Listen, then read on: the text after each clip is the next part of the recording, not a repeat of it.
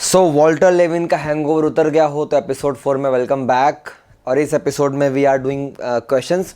ठीक है, मैं मेरे लैपटॉप के साथ यहाँ पर क्वेश्चंस लेकर बैठा हूँ और आपको क्वेश्चंस पढ़ूंगा। क्वेश्चंस के कुछ ब्रीफिंग नोट्स ऊपर बोर्ड पर लिखूंगा और आपको फटाफट झटझट पॉज करके आंसर सॉल्व करना है और फिर प्ले करने के बाद सॉल्यूशन देखना है। ठीक है, चलिए पहला क्वेश्चन मैं पढ़ता हूँ। अ पार्टिकल इज परफॉर्मिंग एसएचएम। ठीक है, देखो शीट लेके नहीं खड़ा हो रहा हूँ क्योंकि बड़ा कॉम्प्लिकेटेड हो जाता है। A particle is performing SHM, एक पार्टिकल एसएचएम कर रही है if the velocity of particle is √3/2 times of velocity at the mean position. Right, सवाल में लिखता हूँ अ पार्टिकल इज परफॉर्मिंग एसएचएम। देखो मैं चाहता तो यहाँ पर टेक्सचुअल फॉर्मेट डाल करके इसको जनरल क्लास मतलब वो एक रिकॉर्डेड वर्जन डायरेक्ट हो जाता, बट मैं जानबूझकर यहाँ पर क्वेश्चन को लिख रहा हूँ। अ पार्टिकल इज परफॉर्मिंग एसएचएम।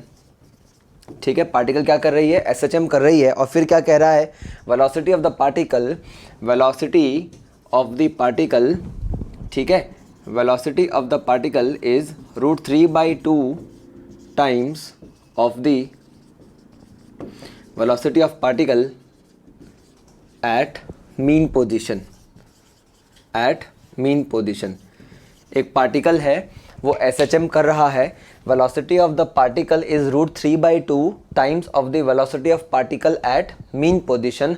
अपने को बताना है उस समय डिस्प्लेसमेंट कितना है, उस समय डिस्प्लेसमेंट कितना है। देखो सवाल को समझो, सवाल क्या कह रहा है एकदम, अरे फुद्दू सवाल होते हैं, अपन फंस जाते हैं खामखा। अपन को खामखा नहीं फंसना, अपन अच्छे लोग हैं, खामखा नहीं फंसना। ठीक है, तो ध्यान से सुन। अरे यार ध्यान से सुनेगा तो समझ में आएगा ना।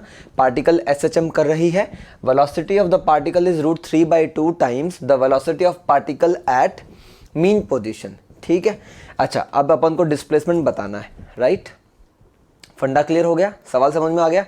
चल पॉज कर, पहले सॉल्व कर फिर प्ले करना। ठीक है, पहले पॉज कर। राइट, चल अब तूने प्ले कर लिया, अब सॉल्यूशन तेरे को दिखाता हूँ। क्या कह रहे हैं अपन, velocity of the particle is √3/2 times of the velocity of particle at mean position. अच्छा, मीन पोजीशन पर वेलोसिटी कितनी होती है, मैक्सिमम होती है, यानी ए ओमेगा।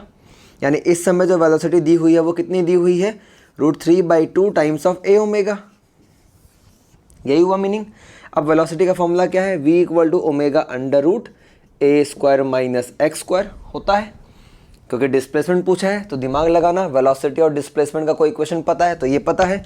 ओके, वेलोसिटी की वैल्यू कितनी रखूँ मैं, √3/2 a ω = ω/√a² - x²। Right, omega omega cut गया, दोनों साइड स्क्वायर कर देता हूँ तो 3/4 a² = a² - x²। x² को इधर ले आता हूँ, x² को मैं इधर ले आया तो क्या हो जाएगा, a² ये उधर चला जाएगा, a² - 3a²/4। डन। क्या लिखेंगे, 4 में से 3 गए यानी x² = a²/4 यानी x = ±a/2। यानी डिस्प्लेसमेंट कितना है, a/2। यानी वो मीन पोजीशन से या तो a/2 इधर है या तो a/2 इधर है। ठीक है, कॉपी कर लो। पहला सवाल मैंने ख़त्म किया। देखो जितने इंपॉर्टेंट क्वेश्चन है ना जो अपने को कम से कम करने हैं वो क्वेश्चन मैं तुमको करवा रहा हूँ। क्वेश्चन लिखूंगा, सॉल्व भी करूंगा, लेकिन तुम्हें सॉल्यूशन देखने से पहले पॉज करना है। राइट, चलो सॉल्यूशन देख लो। मैं फिर से रिपीट कर देता हूँ। Velocity of the particle √3/2 times है velocity of the particle at mean position. अब ये याद होना चाहिए, मीन पोजीशन पर वेलोसिटी कितनी है, a ω, बोले तो v max। a ओमेगा कितना टाइम हो गया, √3/2 टाइम्स हो गया। अब अपन को पूछा है डिस्प्लेसमेंट, तो सोचना है क्या हमको वेलोसिटी और डिस्प्लेसमेंट का कोई फॉर्मूला पता है। नहीं पता है तो एक बार एक काम करते हैं, साथ में याद करते हैं। v = ω/√a² - y², v = ω/√a² - y²। साथ में याद कर, देख यार तुम मन से नहीं पड़ेगा तो मजा नहीं आएगा। साथ में रिवाइज कर, v = ω/√a² - y², v = ω/√a² - y², v = ω/√a² - y², v = ω/√a² - y²। y और x डिस्प्लेसमेंट होता है, एक ही चीज़ है, यहाँ लिख दिया। डन, फंडा समझ में आ रहा है। अब क्या बोला है, v √3/2 टाइम्स ऑफ a ω है। रेस्ट हो गया। चलो तुम इस क्वेश्चन को कॉपी करो, कॉपी करो। टिल देन मैं क्वेश्चन नंबर 2 रेडी कर लेता हूँ। Okay, question number 2 is ready. ठीक है, चलो एक बार कॉपी कर लो फटाफट इसको। फास्ट। ठीक है, चलिए, तो v equal to omega under root a square minus y square. अपन y लिखे, x लिखे, डिस्प्लेसमेंट में कुछ भी लिखे, कोई टेंशन नहीं है। तो याद रखोगे, क्वेश्चन को पढ़ेंगे और क्वेश्चन में जो पूछा है और जो दिया है, जो पूछा है और जो दिया है उनके बीच में कोई फॉर्मूला पता है क्या, उसको याद करना है और उसको याद करने के बाद अप्लाई करना है। तो v equal to omega under root a square minus y square. मेरी बात सुनो, अगले 7-8 एपिसोड, देखो डेली बेसिस पे एपिसोड आते जाएंगे, अगले 7-8 एपिसोड जो हैं उसके अंदर फेज़ 1 चलेगा, फेज़ 1 के बाद फेज़ 2 चलेगा, फेज़ 2 के बाद फेज़ 3 चलेगा। ठीक है, तो संयम बनाए रखना, एक दिन में सारे वीडियो नहीं मिलेंगे, धीरे धीरे मिलेंगे। राइट, समझ में आ गया फंडा? Okay, come to the next question. सवाल पढ़ता हूँ। The maximum velocity of the particle performing SHM is v naught. Maximum velocity of the particle is v naught. maximum velocity of the particle performing SHM is V naught। ठीक है, SHM कर रही body का maximum velocity V naught है, दिया हुआ है। Calculate the velocity of particle at a displacement equal to half of the amplitude. क्या पूछा है? Calculate velocity of the particle at displacement equal to half of the amplitude। सवाल समझ में आ गया? मैक्सिमम वेलोसिटी v नॉट है, velocity of the particle at displacement equal to half of the amplitude. Amplitude के आधे डिस्टेंस पर अगर डिस्प्लेसमेंट हो, आधा डिस्प्लेसमेंट हो, तो वेलोसिटी कितना। सवाल को पॉज कर लो, सॉल्व करो, उसके बाद प्ले करना।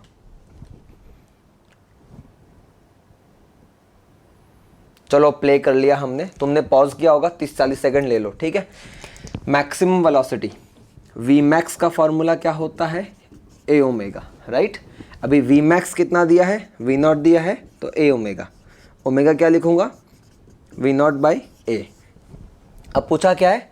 Velocity of the particle, displacement दिया हुआ है, तो v equal to omega under root a square minus x square. Velocity पूछा है, क्या पूछा है? वेलोसिटी, यानी ये निकालना है। ओमेगा नहीं दिया था, मैंने यहाँ से निकाल लिया, v naught by a under root a square minus displacement कितना है? हाफ ऑफ द एम्पलीट्यूड, यानी a बाई 2 का स्क्वायर यानी a स्क्वायर बाई 4, यानी v naught by a under root 4 minus 1 3a square by 4, यानी v naught by a under root 3 by 2 a और a cut गया, यानी जो v रिक्वायर्ड है वो कितना आएगा? √3 वी नॉट बाई 2। राइट, फंडा क्लियर? तो क्वेश्चन नंबर 2 मेरा ख़त्म हुआ, कोई दिक्कत तो नहीं है। देखो, मैं कोशिश ये कर रहा हूँ कि भाई जितने सवाल है ना तेरे को सब करवा दूँ, इजी से इजी, टफ से टफ। साथ देते रहना, संयम बरतते रहना, संयम के साथ पढ़ोगे हो जाएगा। कॉपी कर लो। टिल देन मैं क्वेश्चन नंबर 3 आपका रेडी कर लेता हूँ। Right, fast.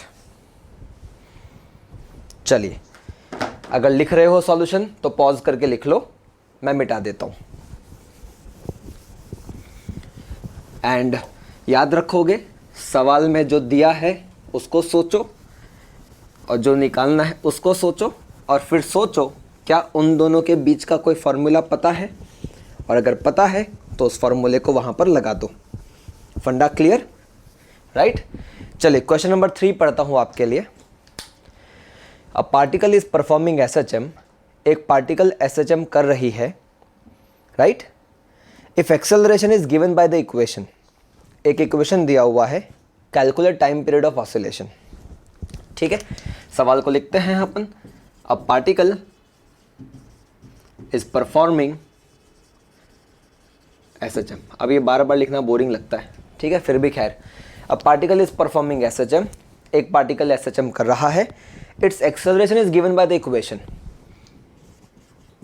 एक्सेलरेशन का जो इक्वेशन है वो दिया हुआ है, मैं इक्वेशन पढ़ता हूँ, a equal to minus b x, ये दिया हुआ है। Calculate time period of the oscillation, क्या निकालना है अपने को? Calculate time period of the oscillation, right. सवाल समाप्त हुआ। A particle is performing SHM, एक पार्टिकल एसएचएम कर रही है, एक्सेलरेशन का इक्वेशन ये दिया हुआ है, बताओ टाइम पीरियड कितना। बहुत इजी है, पॉज करके सॉल्व कर लो।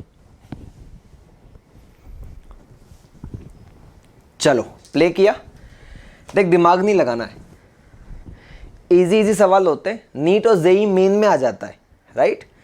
जेई एडवांस में नहीं आएगा, नीट में ज़्यादातर फेमस क्वेश्चन है ये, जेई मेन के क्वेश्चन फेज 2 पे आऊँगा मैं तब बताऊँगा, बट ये तो कम से कम आ जाए पहले। एक्सेलरेशन का इक्वेशन ये है, अपने को मालूम है एसएचएम में एक्सेलरेशन का इक्वेशन क्या होता है, a equal to minus omega square x. हाँ या ना, हाँ या ना। देख अगर तू उधर बैठा भी है, स्क्रीन पे भी है, तो भी यार बिल्कुल क्लास की तरह महसूस करना, हाँ या ना। हाँ बोलने का, ये पढ़ा है ना, ए बराबर माइनस ओमेगा स्क्वायर एक्स पढ़ा है, तो हाँ बोल। अरे बोल भाई, हाँ। A equal to minus omega square x. अब मैं इसको कंपेयर करता हूँ, a equal to minus b x, दिख गया। इसके बदले ये, इसके बदले ये, इसके बदले ये, इसके बदले ये, यानी इसके बदले ये हो जाएगा, तो b equal to omega square, यानी omega equal to root b, right. अब पूछा क्या है, टाइम पीरियड ऑफ ऑसिलेशन। क्या पूछा है? Time period of oscillation. तो याद कर, T equal to 2 pi by omega, T equal to 2 pi by omega. याद नहीं है तो याद कर ले, याद नहीं है तो याद कर ले, क्वेश्चन प्रैक्टिस का यही मजा है। T equal to 2 pi by omega, T equal to 2 pi by omega, T equal to 2 pi by omega, T equal to 2 pi by omega. याद हो गया? इसको एमटीआर, एमटीआर मतलब मुझे तो रटो, मतलब भैया नींद में भी पूछे ना कोई, T equal to 2 pi by omega, T equal to 2 pi by omega, T equal to 2 pi by omega. Omega कितना आया? Root B. तो आंसर कितना आएगा? आंसर आएगा 2 pi by root b. Done. चलो कॉपी कर लो, राइट। नेक्स्ट क्वेश्चन रेडी कर लेता हूँ तुम्हारा। चलो फास्ट, थोड़ा फास्ट। देखो भाई, फेज़ 1 क्वेश्चन है, फेज़ 2 फेज़ 3 में खोलना पड़ेगा ढक्कन, इसलिए बोल रहा हूँ फेज़ 1 ध्यान से पढ़, ठीक। चलो कॉपी कर लिया? Copy, fantastic. नहीं किया है तो पॉज कर, पॉज करने के बाद प्ले कर लेना, ठीक। तब तक मैं मिटा देता हूँ, तो मैं फिर से रिपीट करूँगा, T equal to 2 pi by omega, T equal to 2 pi by omega.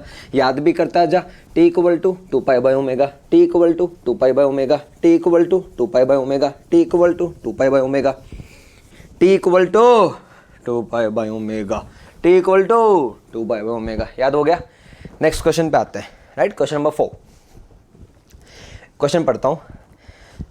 The maximum velocity of a particle performing SHM is alpha.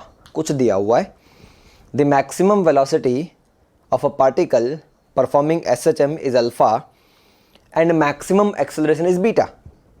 लो जी, क्या कह रहा है क्वेश्चन वाला? क्वेश्चन वाला कह रहा है maximum velocity is alpha and maximum acceleration is beta, right. Calculate the time period of oscillation.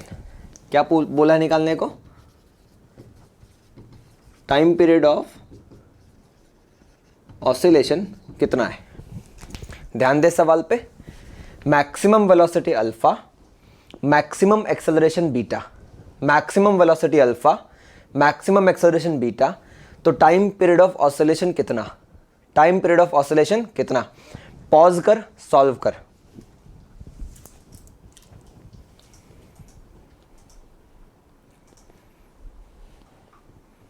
चल प्ले किया।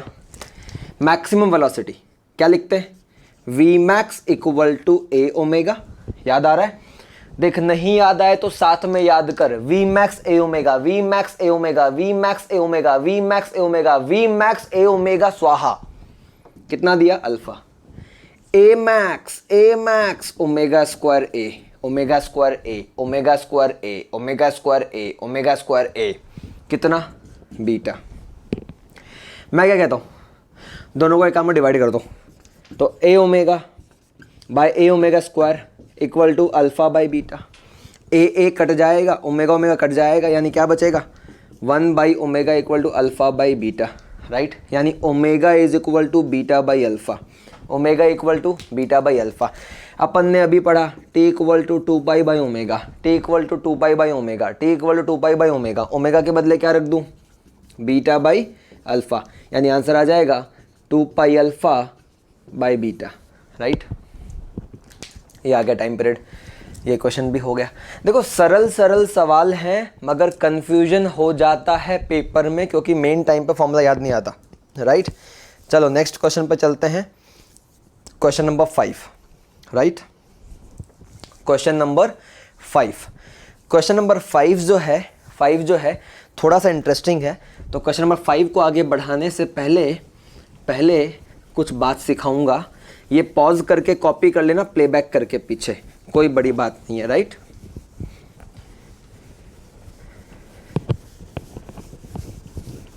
ठीक है, आ जाओ। अब थोड़ा ध्यान देना।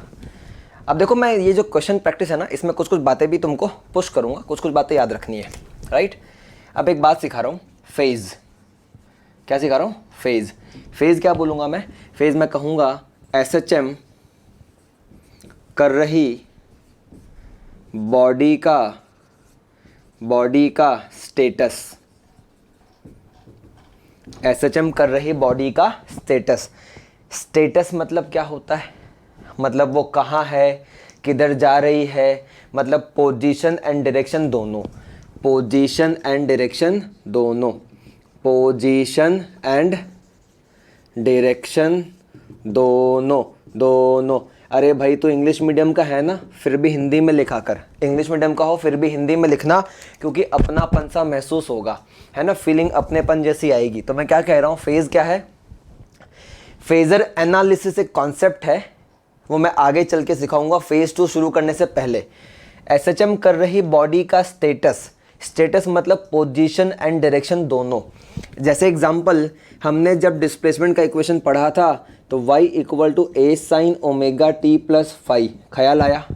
तो उस समय ये जो चीज़ थी ना, इसको हम कहेंगे फेज। क्या कहेंगे? फेज कहेंगे। तो y equal to a sine omega t plus phi में ओमेगा टी प्लस फाई जो है वो क्या है? फेज है। क्या है भाई? फेज है। क्या है भाई? फेज है। क्या है भाई? फेज है। क्या है भाई? फेज है। ओमेगा टी प्लस फाई क्या है? फेज है। ओमेगा टी प्लस फाई क्या है? फेज है। ओमेगा टी प्लस फाई क्या है? फेज है। फंडा क्लियर हो गया? समझ में आ गया? अरे बोलो भाई। ठीक, इतना करने के बाद चले काम कर, पॉज किया, कॉपी कर, पॉज करके कॉपी कर ले, राइट। चल प्ले किया तो मैं क्या कह रहा हूँ, फेज क्या है? फेज जो है अपन कहते हैं फेज को कहते हैं omega t plus phi. Omega t plus phi को अपन ने फेज बोला, राइट। समझ में आ गया? डिटेल में अपन पढ़ेंगे।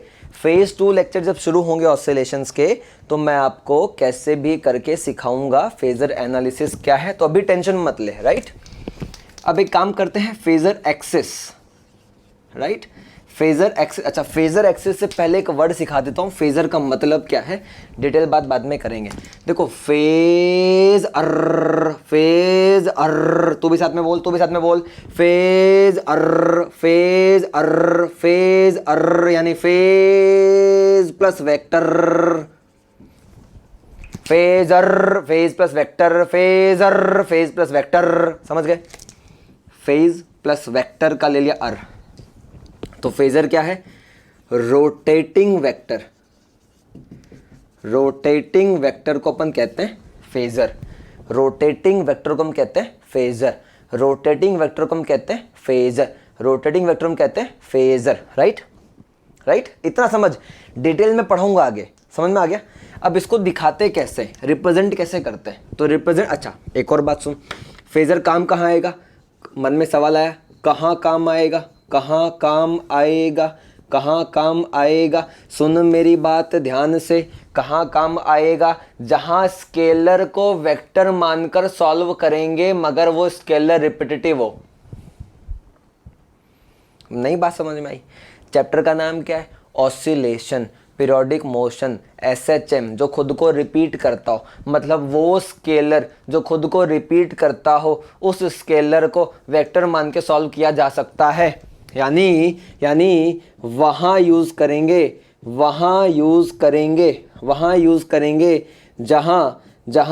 जहाँ स्केलर रिपीटिटिव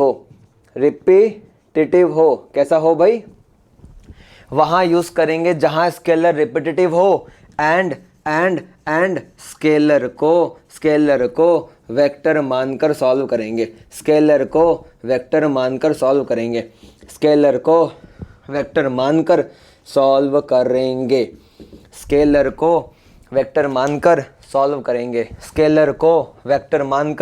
करेंगे। वहाँ यूज़ करेंगे जहाँ स्केलर रिपीटिटिव हो एंड स्केलर को वेक्टर मानकर सॉल्व करेंगे। आया समझ में?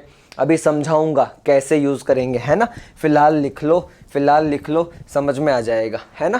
फेजर एनालिसिस का पूरा एक लेक्चर है हमारे फेज 2 ऑसिलेशंस में। So stay tuned, stay connected, tension मत ले, राइट। चलो कॉपी करो, पॉज करके कॉपी कर लो।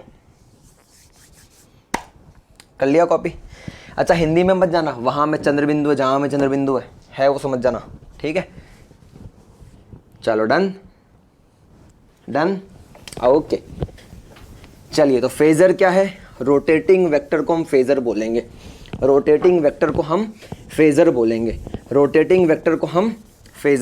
क्या बोलेंगे भाई? रोटेटिंग वेक्टर को हम फेजर बोलेंगे। रोटेटिंग वेक्टर, अच्छा कैसे रोटेटिंग वेक्टर सर? तो एक काम करता हूँ, मेरे पास यहाँ रोटेटिंग वेक्टर के लिए क्या है ज़रा ढूंढने दो। मेरे पास एक बॉटल है, ठीक है। अब देखिए, एक मान ले वेक्टर है यूं, इसका जो ढक्कन है ना, ये वेक्टर है।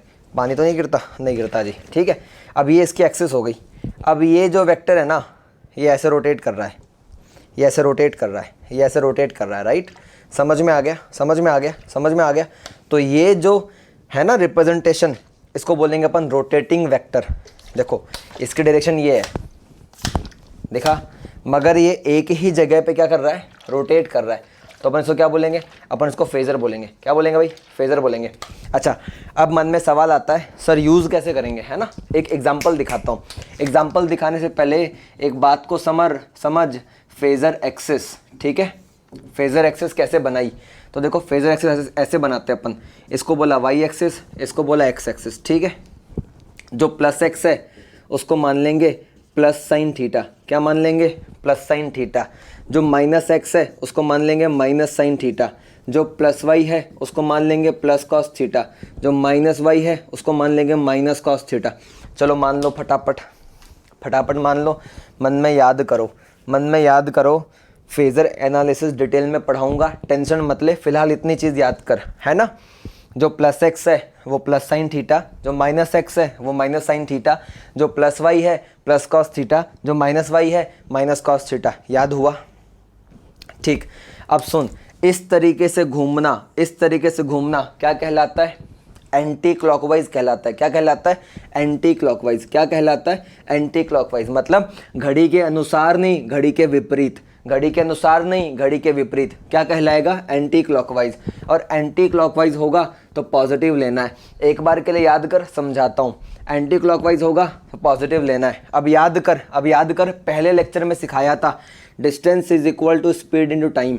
Distance is equal to speed into time, मगर रोटेशन में डिस्टेंस के बदले थीटा, स्पीड के बदले ओमेगा, टाइम के बदले t. Theta equal to omega t, theta equal to omega t, theta equal to omega t. इतना याद होना चाहिए।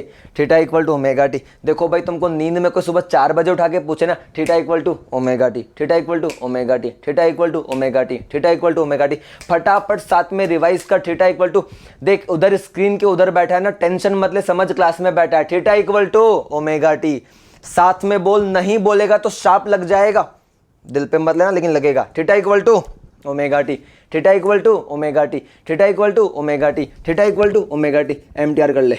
तो यहाँ पे theta equal to omega t लिख सकते हैं, यहाँ पे theta equal to omega t लिख सकते हैं, यहाँ पे भी लिख सकते हैं, यहाँ पे भी लिख सकते हैं। फंडा समझ में आ गया? चल पॉज मार के कॉपी कर।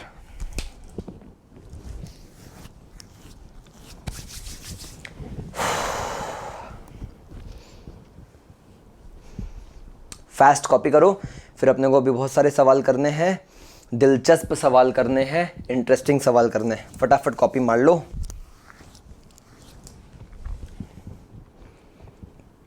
चलिए कॉपी कर लिया, मिटा देता हूँ इसको, ठीक है।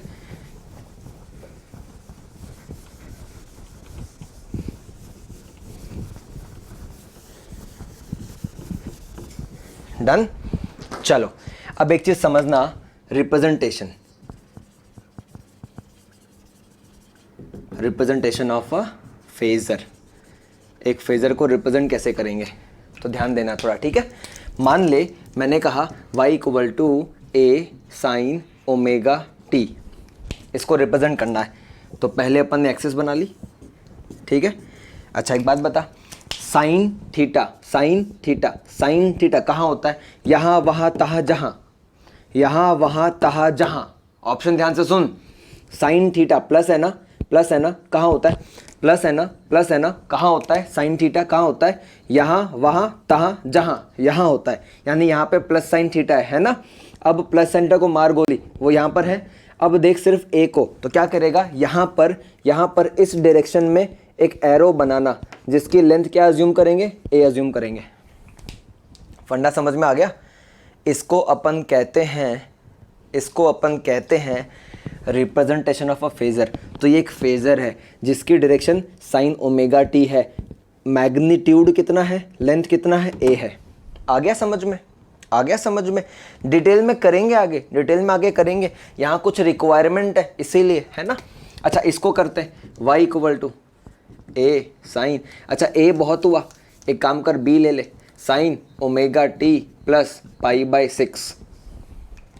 इसको रिप्रेजेंट करना है, इसको रिप्रेजेंट करना है तो पहला काम क्या करेगा, एक्सेस बनाएगा। क्या बनाएगा? एक्सेस बनाएगा। तो देख बना लिया एक्सेस, है ना, राइट। एक्सेस बना लिया। साइन ओमेगा टी कहाँ होता है? साइन ओमेगा टी इस डायरेक्शन में होता है। अब ओमेगा टी में कितना है? ऐड है ना, ओमेगा टी में क्या है? ऐड है ना, ऐड है ना, एडिशन पॉजिटिव है ना, पॉजिटिव है ना। तो पॉजिटिव क्या बोला था? Anti clockwise. कैसा जाएंगे अपन? Anti clockwise. कैसा जाएंगे अपन? Anti clockwise. यानी इस फेजर को एंटी क्लॉकवाइज रोटेट करेंगे, एंटी क्लॉकवाइज रोटेट करेंगे, है ना। अब उस मोमेंट पर, जिस मोमेंट पर ये इक्वेशन लिखा है, साइन ओमेगा टी इधर हो गया, साइन ओमेगा टी इधर हो गया, उसमें प्लस करना है पाई बाई 6। पाई बाई 6 बोले तो 180/6, 180/6 बोले तो 30, बोले तो 30। उसमें क्या करना है? प्लस करना है, यानी साइन ओमेगा टी में प्लस करेंगे। देखो प्लस किया तो इधर, माइनस किया तो इधर, प्लस किया तो इधर, माइनस किया तो इधर। प्लस करना है ना, प्लस करना है तो ऊपर जाएंगे, ऊपर जाएंगे, ऊपर आ गए, ऊपर आ गए। कितना ऊपर आ गए? 30 डिग्री ऊपर आ गए, ठीक है। और ये जो लेंथ बनाएंगे ना, लेंथ, ये जो लेंथ बनाएंगे वो लेंथ कितनी होगी? वो लेंथ b होगी। ये हो गया representation of a phasor, representation of a phasor, right. Upon phasor analysis detail में पढ़ेंगे आगे, खूब सारा पढ़ेंगे, कोई दिक्कत तो नहीं आज तक? समझ में आ रहा है? राइट। चलो एक बार लिख लो, पॉज मार के कॉपी कर लो, पॉज करके कॉपी करो, पॉज करके कॉपी करो, कर लो फटाफट। फिर बहुत सारे सवाल हैं दोस्त, है ना, खूब सारे कॉन्सेप्ट हैं, अभी छोटे छोटे कॉन्सेप्ट हैं जिसमें मिस्टेक हो जाती है। हो गया ना? राइट। चलो मिटाता हूँ इसको, है ना।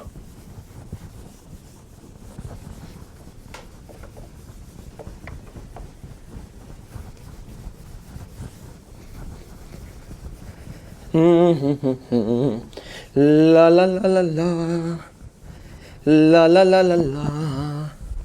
राइट, फंडा क्लियर। अब एक कॉन्सेप्ट और है छोटा सा, अगर फेज डिफरेंस बताना हो, क्या बताना हो? Phase difference. अब देख ध्यान से, कोई बड़ी बात नहीं, छोटा सा काम है ये, 12th में भी काम आता है, अलग अलग चैप्टर्स में, है ना। अब मान ले एक इक्वेशन लिखा, y1 is equal to 10 sine 30 pi t plus pi by 3, ऐसा कुछ लिखा है मैंने। और y2 मैंने लिखा है 20 sine 30 pi t minus pi by 6, ऐसा कुछ लिखा है। मैंने कहा फेज डिफरेंस बिटवीन 1 and 2, तो इसको बोलेंगे इसका फेज़ 1 का, इसको बोलेंगे 2 का, है ना। तो फेज़ डिफरेंस निकालना है, ठीक। तो फर्स्ट वाले का फेज़ माइनस सेकेंड वाले का फेज़। फर्स्ट वाले का फेज़ कितना 30 pi t plus pi by 3 minus phi two कितना 30 pi t minus pi by 6। Bracket को ओपन करते हैं, 30 pi t plus pi by 3 minus 30 pi t plus pi by 6। 30 pi t cut गया, तो answer कुछ ऐसा दिख रहा है, pi by 3 plus pi by 6, यानी pi by 3 plus pi by 6 को मैंने एलसीएम ले लिया, 2 पाई प्लस पाई यानी 3 पाई बाई 6, बोले तो पाई बाई 2, ठीक है। ये मैंने जानबूझ के लिखा ताकि हर बच्चे को समझ में आए। अगर फास्ट करना चाहता है दिमाग लगाना, पाई by 3 60 degree, pi by 6 30 degree, pi by 3 60 कैसे हो पता चला, 180 बाई 3 60, 60 प्लस 30 90, 90 क्या होगा पाई बाई 2, राइट। फेज डिफरेंस ऐसे निकालते हैं, ठीक। पॉज करके कॉपी मार, पॉज करके कॉपी मार, फटाफट पॉज करके कॉपी कर लेना यार, क्यों सता रहा है, मज़ा आता है तेरे को, कॉपी कर। चलो कॉपी करो। कॉपी कर लिया होगा, तो जब वापस प्ले हुआ तो मैं मिटा रहा हूँ। तो फेज़ डिफरेंस कैसे निकालोगे, पहले वाले का फेज़ माइनस दूसरे वाले का फेज़, पहले वाले का फेज़ माइनस दूसरे वाले का फेज़। फेज़ डिफरेंस कैसे निकालना है, तो delta phi equal to phi 1 minus phi 2। Delta phi कैसे निकालना है, तो फाई 1 माइनस फाई 2। फंडा क्लियर हुआ, कैसे निकालना है, phi 1 minus phi 2। Delta phi कैसे निकालोगे, फाई 1 माइनस फाई 2। फंडा क्लियर। चलिए क्वेश्चन करते हैं, जिस क्वेश्चन के लिए इतनी तैयारी की हमने। कैलकुलेट द फेज डिफरेंस हो, ठीक है, between displacement acceleration and velocity for a particle performing SHM. SHM कर रही बॉडी, देख यार तेरा ध्यान बीच में भटक जाता है, तू सुनेगा तो तेरे को सवाल सुनाई देगा ना, ध्यान से सुन, क्लास की तरह इन्वायरमेंट है यार, ध्यान से सुन, ईयरफोन प्लग करके सुन। Calculate the phase difference between displacement acceleration and velocity for a particle performing SHM, right. क्या पूछा गया है सवाल में, सवाल में पूछा गया है calculate the phase difference between displacement velocity and acceleration for a particle performing SHM। हमें क्या निकालना है, फेज डिफरेंस निकालना। चल पॉज करके पहले तू सॉल्व कर ले, पॉज करके पहले तू सॉल्व कर ले, फिर मैं बताता हूँ कैसे करना है। फास्ट कर लो, फिर आगे बढ़ते हैं। तुम पॉज करके क्वेश्चन लिख लो यार, है ना, फिर हम आगे बढ़ते हैं। अभी तो बहुत सारे सवाल हैं, अभी तो शुरू किया है ना, अभी तो बहुत आगे चलना है अपने को, राइट। फटाफट कर लो।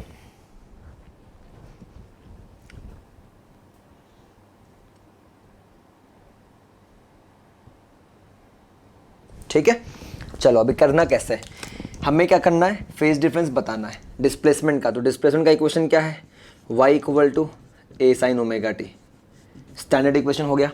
वेलोसिटी का क्या है भाई, तो a omega cos omega t, right. अच्छा कॉस ओमेगा टी को क्या लिख सकते हैं, अभी देख फेजर एक्सिस सिखाया था, कॉस ओमेगा टी याद कर किधर होगा, तो देख ध्यान से, इधर लिखा साइन ओमेगा टी, इधर लिखा कॉस ओमेगा टी, इधर लिखा साइन ओमेगा टी माइनस, इधर लिखा माइनस कॉस ओमेगा टी। तो देख साइन ओमेगा टी से कॉस ओमेगा टी, अगर कॉस ओमेगा टी आना है तो पाई बाई 2 प्लस करना पड़ेगा, साइन ओमेगा टी से कॉस ओमेगा टी पर आना है तो साइन ओमेगा टी में प्लस पाई बाई 2 करना पड़ेगा। यानी अपन क्या कह सकते हैं, अपन कह सकते हैं cos omega T equal to sine omega t plus pi by 2। अभी थोड़ी देर पहले सिखाया था यार, कॉस ओमेगा टी क्या होगा, sign omega t plus pi by 2। Cos omega t क्या होगा, sign omega t plus pi by 2। Cos omega t क्या होगा, sign omega t plus pi by 2। Cos omega t क्या होगा, sign omega t plus pi by 2। समझ में आ गया। तो एक काम कर, यहाँ पे लिख देंगे अपन a omega sine omega t plus pi by 2। क्योंकि देख हम ऐसा क्यों कर रहे हैं, क्योंकि फेज डिफरेंस तभी निकाल सकते हैं जब सारे फंक्शन सेम हो, सारे फंक्शन साइन वाले हो। अब तू साइन और कॉस वाले में सीधा ये माइनस करेगा तो जीरो आ जाएगा यार। तो ऐसा नहीं हो सकता, सबको साइन में लाना पड़ेगा या तो सबको कॉस में लाना पड़ेगा। ठीक है, रुक ढक्कन उठाने दे। हाँ उठा लिया। अब क्या है, एक्सेलरेशन। एक्सेलरेशन क्या लिखा था, minus omega square a sine omega T. अब फेज डिफरेंस निकालना है। ठीक है, तो एक काम करते, एक एक करके शुरू करते हैं। ठीक है, पहला y और v के बीच में, y और v के बीच में तो क्या करेंगे अपन, डेल्टा फाई y और v के बीच में, यानी फाई y वाले का, फाई v वाले का। y वाले का फाई कितना है, ओमेगा टी। v वाले का फाई कितना है, omega t plus pi by 2। क्या आ जाएगा, omega T minus pi by 2 plus omega T minus omega T cut गया, आंसर क्या आया, माइनस पाई बाई 2। समझ में आ गया। अच्छा ये चीज़ ऐसे होती, फेज डिफरेंस वेलोसिटी वाला विथ रेस्पेक्ट टू वाई वाला, तो क्या करते, वेलोसिटी वाला माइनस वाई वाला, सेम तरीके से चलते, कोई बड़ी बात नहीं है। दूसरा डिस्प्लेसमेंट वर्सेस एक्सेलरेशन, तो डेल्टा फाई डिस्प्लेसमेंट वाला एक्सेलरेशन वाला, यानी डिस्प्लेसमेंट वाला माइनस एक्सेलरेशन वाला। डिस्प्लेसमेंट वाला क्या है, देखो भाई ओमेगा टी। अच्छा माइनस साइन ओमेगा टी, ध्यान दे, माइनस साइन ओमेगा टी का मतलब क्या हुआ, साइन ओमेगा टी में ओ कितना ऐड करेंगे, साइन ओमेगा टी में ओ 180 ऐड करेंगे, यानी minus sine omega T equal to sine omega t में पाई ऐड करेंगे। यही मतलब हुआ ना, साइन ओमेगा टी में पाई ऐड करेंगे। तो मैं इसको क्या लिख सकता हूँ, मैं इसको लिख सकता हूँ omega square a sine omega t plus pi. आया समझ में।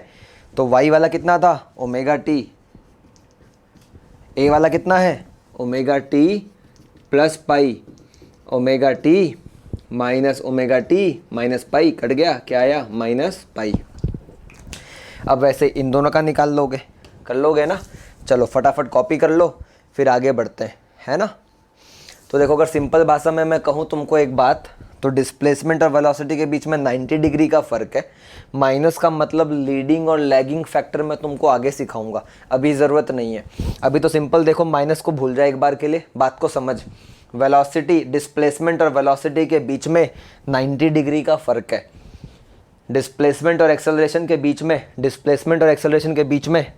180 डिग्री का फ़र्क है, राइट। चलिए ये सवाल हमारा ख़त्म हुआ।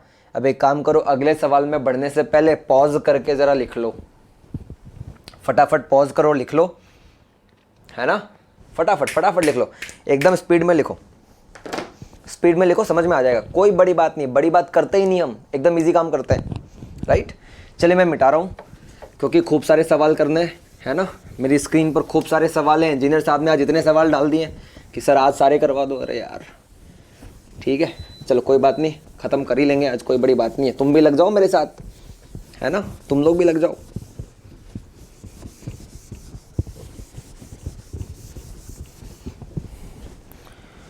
ला ला ला ला ला ला ला, ठीक है। चलो फटाफट। अगला क्वेश्चन बहुत बढ़िया है ना। धांसू कैटेगरी में आता है। अच्छा बहुत धांसू तो नहीं है, इजी सा है, मगर ख्याल आ जाता है तो बन जाता है, राइट। जल्दी बन जाएगा पेपर में।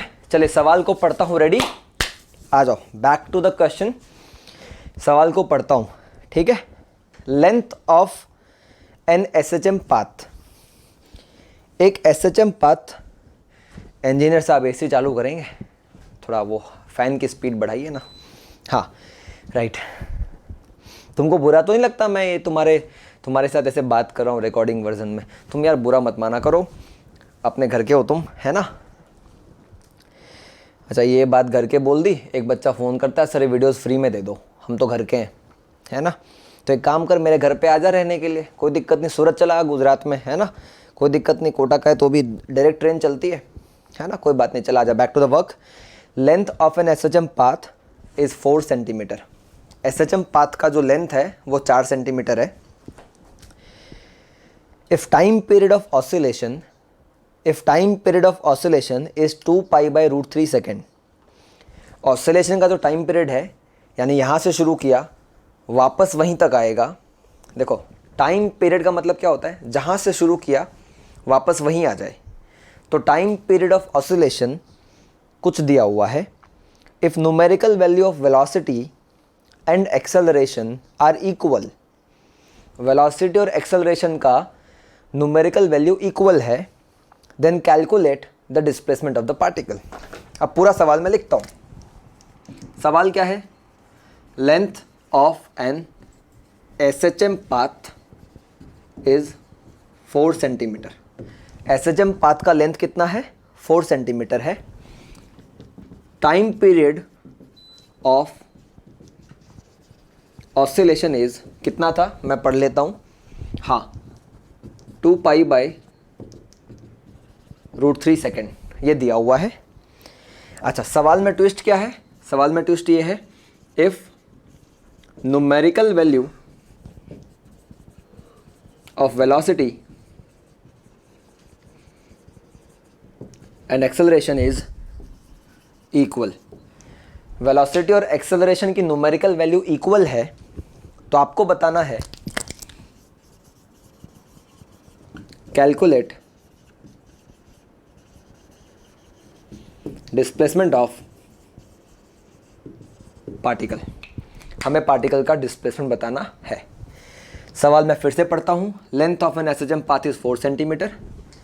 SHM पाथ का लेंथ 4 सेंटीमीटर है। Time period of oscillation is इतना। If numerical value of velocity and acceleration is इतना, इक्वल दिया हुआ है। Calculate displacement of particle. Pause करो, सॉल्व करो, वापस आओ, ठीक है।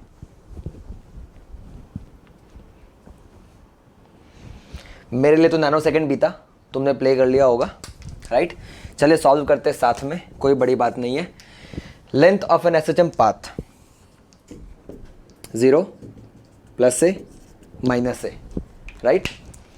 यहाँ से गई, वापस आई, रुक नहीं पाई, आगे चली गई, वापस आई। इसको 1 SHM कहते हैं। क्या कहते हैं इसको, 1 SHM।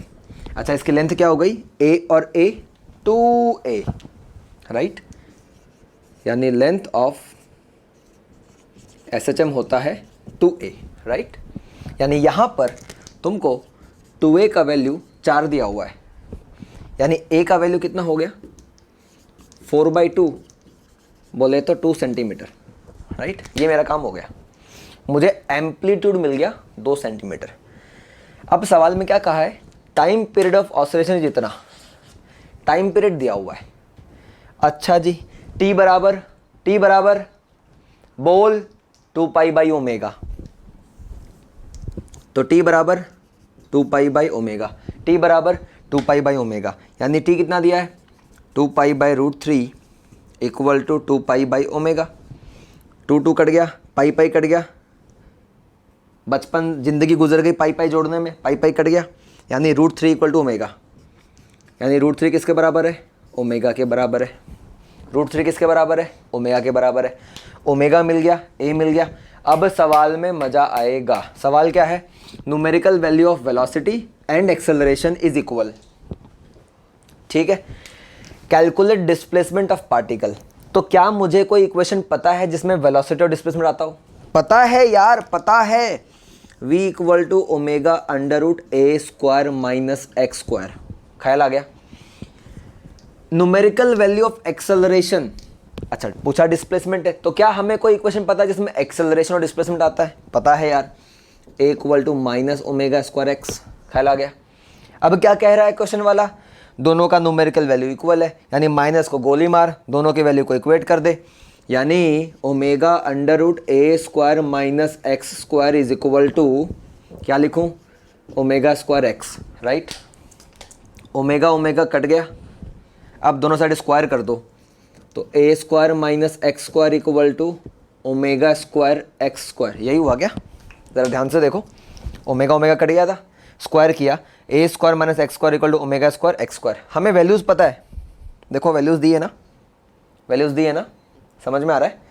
अब उसमें पुट कर लेंगे अपन को ए मालूम है 2 सेंटीमीटर, अपने को ओमेगा मालूम है, कहाँ गया √3, इसको यहाँ रख दो, ये हो जाएगा 3। हमको ए मालूम है 2, क्या निकालना है अपने को, एक्स निकालना है। अब सवाल में देख लेना, अगर एसआई यूनिट के फॉर्म में है तो इसको मीटर में कन्वर्ट करोगे, है ना? तो ये एसआई में आ रहा होगा ओमेगा। ओमेगा की यूनिट क्या होती है? ओमेगा की यूनिट याद करो, theta equal to omega t, omega theta by t, यानी radian per second, radian per second, ठीक है। अब रेस्ट डिपेंड करता है तुम्हारा ऑप्शन किस फॉर्मेट में है। अगर तुमको सेंटीमीटर में चाहिए तो सेंटीमीटर, मीटर में चाहिए तो मीटर, ठीक है। चलो एक बार पॉज करो फिर प्ले करो, मैं वैल्यू यहाँ बता देता हूँ। तो मेरे पास जो ऑप्शंस हैं बेटा वो सेंटीमीटर में निकालने को है, तो मैं सेंटीमीटर में निकाल देता हूँ। तो अपने पास ए कितना है 2, तो 2 का square 4 minus x square, omega कितना है √3 का स्क्वायर 3 एक्स स्क्वायर, तो यानी ये उधर जाएगा 3x square plus x square 4x square, यानी 4 इक्वल टू 4x स्क्वायर, यानी x square is equal to 1, यानी x इक्वल टू ±1 सेंटीमीटर। तो हो सकता है वो मीन पोर्शन के उधर 1 सेंटीमीटर हो या वो मीन पोर्शन के इधर 1 सेंटीमीटर, राइट। तो ये सवाल अपना यहाँ समाप्त हुआ, ठीक है, ओके। तो मेरे ख्याल से ये हो गया, कॉपी कर लीजिए। आगे और भी सवाल हैं, अभी तो शुरू किया है, फटाफट कॉपी मार लो, पॉज करके कॉपी कर लो, पॉज करके कॉपी कर लो। देखो क्लास में इतने क्वेश्चन नहीं कर सकते, बिकॉज क्लास में इतने क्वेश्चन के लिए वक्त नहीं होता, बट ये तो तुम्हारे और मेरे घर की बात है। तुम घर पे बैठे हो, मैं यहाँ खड़ा हूँ, आराम से पढ़ा रहा हूँ, कोई दिक्कत नहीं। कभी भी मन करे प्लेबैक करके पढ़ लेना, कोई बड़ी बात नहीं है, ठीक है। चलो कॉपी कर लिया, फैंटास्टिक फैंटास्टिक। पॉज करके कॉपी कर लो, मैं मिटा रहा हूँ। तो ध्यान क्या रखना है, कोई भी सवाल आएगा तो अपन को इस बात पे फोकस करना है कि पूछा क्या है, राइट। तो जो पूछा है उससे जुड़ा हुआ कोई इक्वेशन पता है क्या? अगर उससे जुड़ा हुआ कोई इक्वेशन पता है तो उसको ढूंढोगे, और ढूंढने के बाद सोचोगे, जैसे इस सवाल में वेलोसिटी और एक्सेलरेशन का न्यूमेरिकल वैल्यू इक्वल था, तो मैंने क्या किया, मैंने सोचा वेलोसिटी का फॉर्मूला, लेकिन वेलोसिटी के 2 फॉर्मूले मुझे याद थे, एक तो टाइम वाला और एक डिस्प्लेसमेंट वाला, लेकिन क्वेश्चन वाले ने डिस्प्लेसमेंट पूछा था, इसलिए मैंने जानबूझ के वेलोसिटी का डिस्प्लेसमेंट वाला फॉर्मूला यूज़ किया, है ना। मेरे को ज़रा पानी पीने दे यार, गला सूख रहा है। Just a second.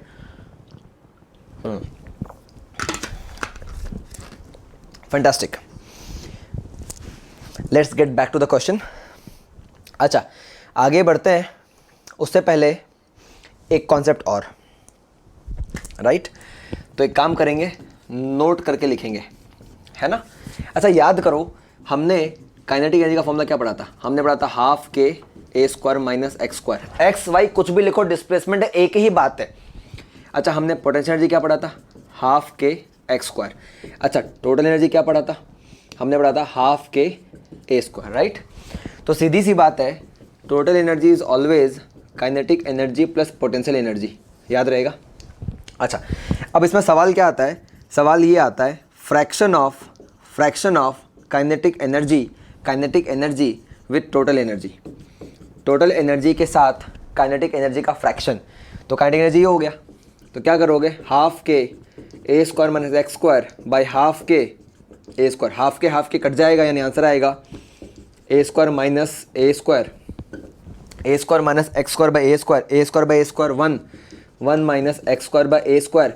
कभी कभी ये टिक मारने को आता है ऑप्शन में, यानी fraction of kinetic energy to total energy अगर पूछी जाए तो काइनेटिक एनर्जी का फॉर्मूला अपन टोटल एनर्जी का फॉर्मूला रख देना, जो चलता जाएगा फ्लो में चलते जाना। तो देखो ये डायरेक्ट क्वेश्चन था, मैं तुमको नोट के फॉर्म में करवा दिया।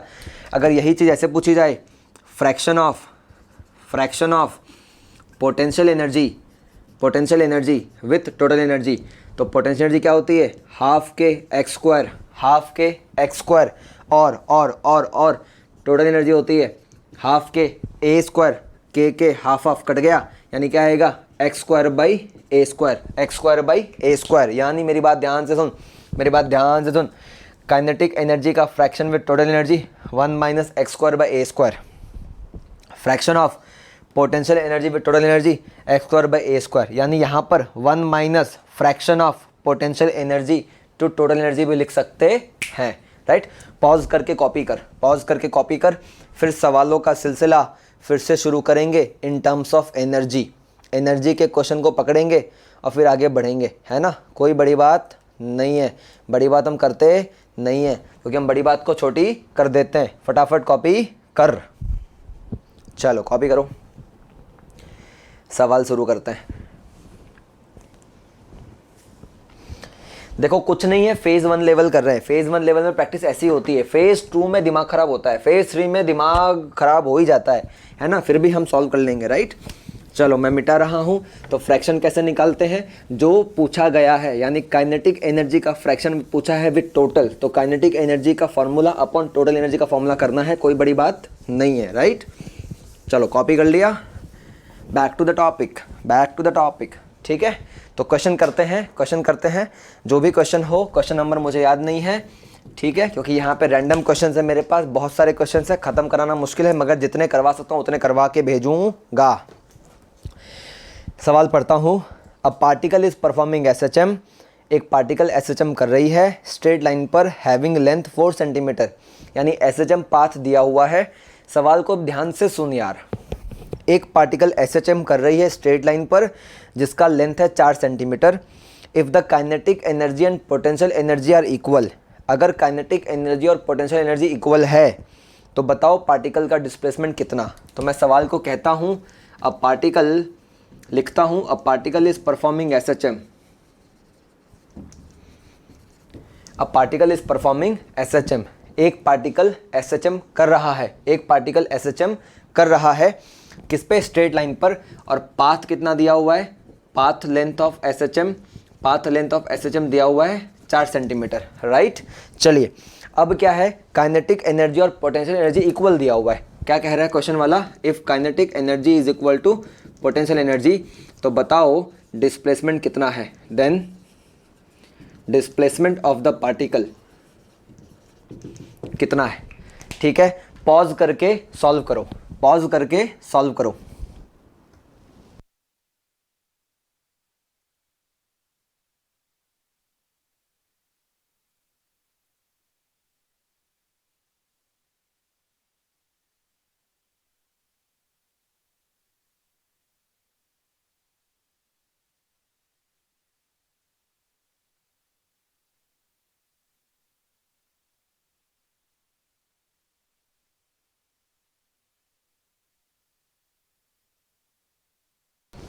चलिए डन।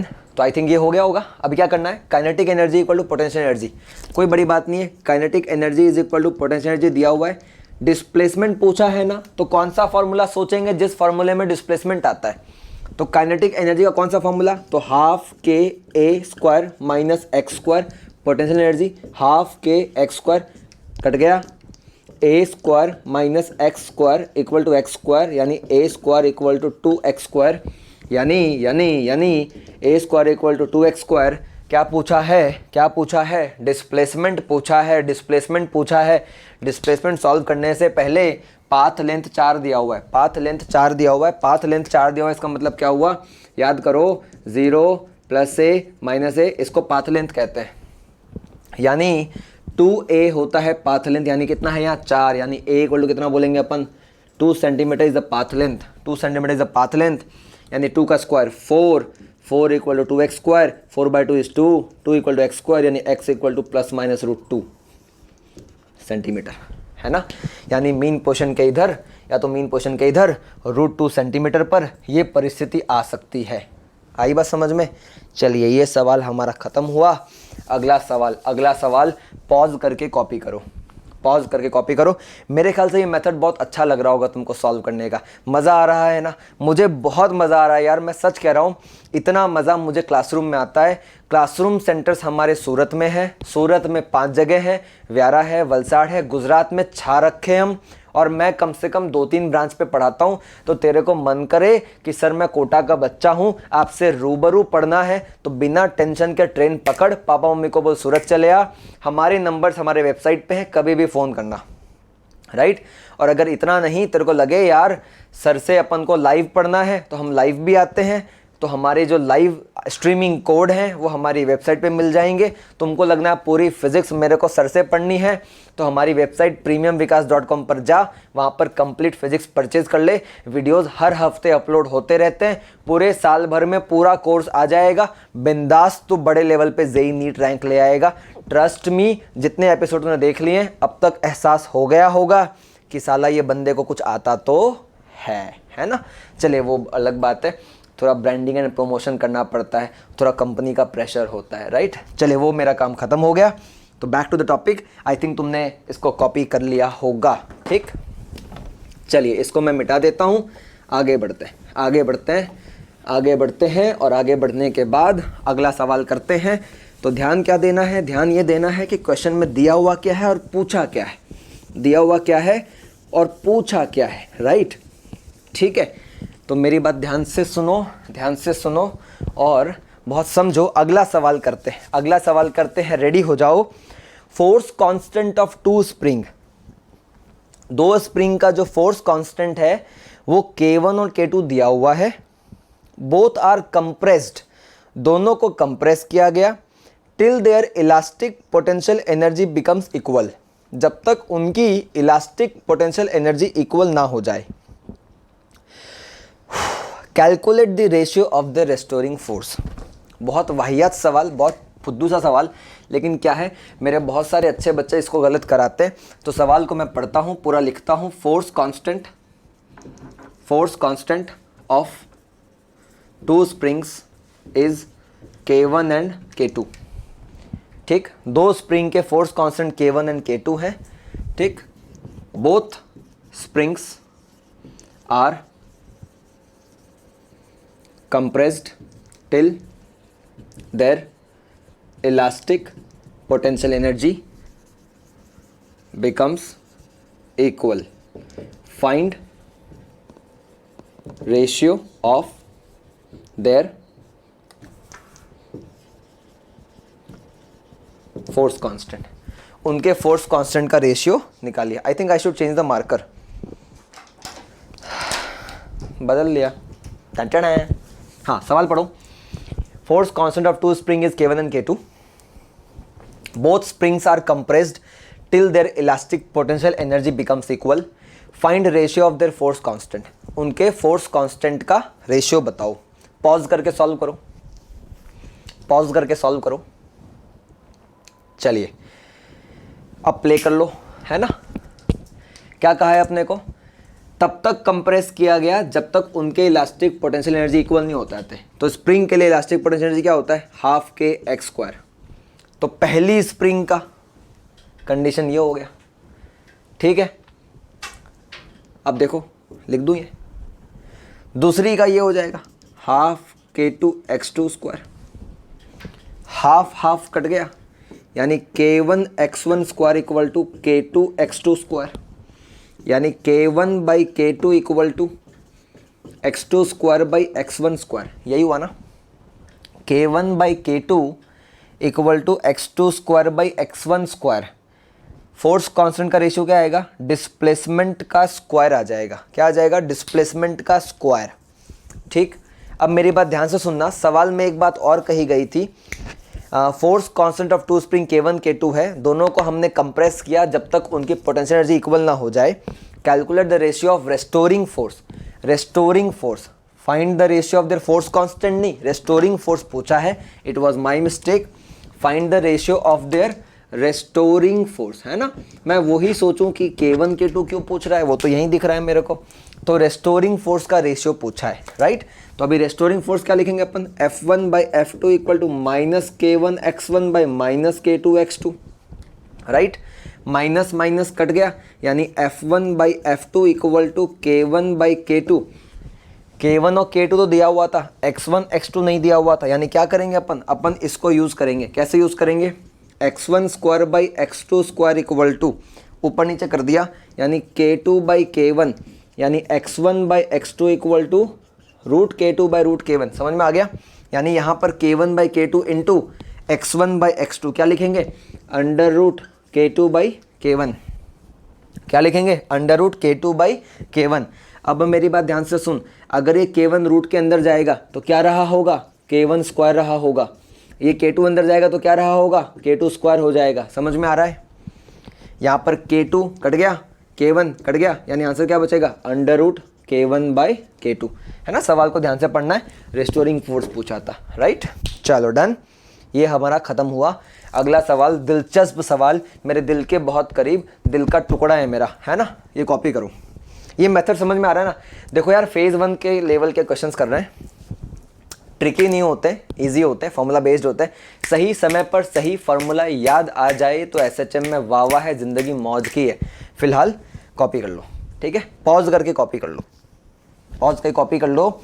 एंड बहुत मज़ा आ रहा है इस पढ़ाने में, पता नहीं अंदर से फीलिंग आ रही है ना। मतलब क्या बोलूँ तुमको मैं। सुबह के देखो, तुम लोग को तो यार पता नहीं घड़ी दिखे नहीं दिखे, मैं तुमको टाइम दिखा दूँ। देखो भाई, अच्छा सुबह शाम कैसे पता चलेगा तुमको यार, ये बात भी सही है। खैर सच कह रहा हूँ, सुबह के 4:25 हो रहे हैं ना। It's very interesting. मैं यही चाहता हूँ तुम भी तुम्हारी लाइफ रेजिमेंटल बनाओ। रेजिमेंटल बनाने का मतलब ये है कि रोज़ सुबह 4 बजे उठना है तो उठना है, रोज़ रात को 12 बजे 11:30 बजे सो जाना है तो सो जाना है, और उसके बीच में इतनी मेहनत करनी है कि ये आखिरी दिन है, ठीक है। अगर ये आखिरी दिन होता तो मैं कैसी मेहनत करता। आज अगर ये वीडियो तुम सुबह 4 बजे देख रहे हो, 4:30 बजे देख रहे हो, तो मैं सच कहता हूँ, कसम खा लो कि मैं आज पूरे दिन पढ़ूंगा। और मैं ये भी बता दूं, अगर आज से भी पढ़ना शुरू करोगे तो ये पक्की बात है, लैंडिंग बेहतर होगी, लैंडिंग अच्छी होगी। चलो कॉपी कर लिया हो तो मैं इसको मिटा देता हूं, नहीं किया हो तो पॉज करके कॉपी कर लेना। चलिए अगला सवाल बहुत बेहतर, मेरे दिल के करीब, दिलचस्प सवाल है, मज़ा आता है ना। तो सवाल अब मैं पढ़ूंगा इसको मिटाने के बाद। चलिए सवाल को मैं पढ़ता हूं। तो सवाल कुछ ऐसा है, a particle is performing SHM. Obvious है, एसएचएम पढ़ रहे हैं तो पार्टिकल एसएचएम ही करेगी। If equation of displacement is given as x = 8 cos πt, right. थक गया हूँ थोड़ा, कोई इशू नहीं है। Calculate the time taken by the particle to move from mean position to extreme position, है ना। क्या कह रहा है क्वेश्चन वाला, a particle is performing SHM, equation of displacement is इतना। इक्वेशन कितना दिया है, x = 8 cos πt।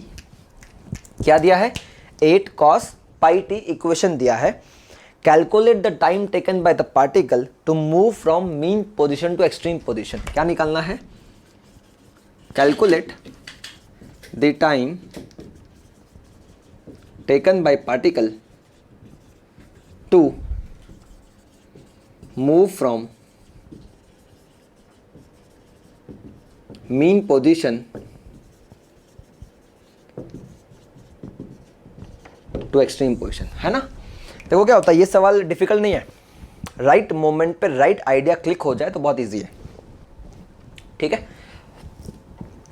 पॉज करके सॉल्व करो। चलिए मैं सॉल्व करवाता हूं, back to the work. x = 8 cos πt, standard equation से कंपेयर करते हैं। x = a cos ωt लिख सकते हैं।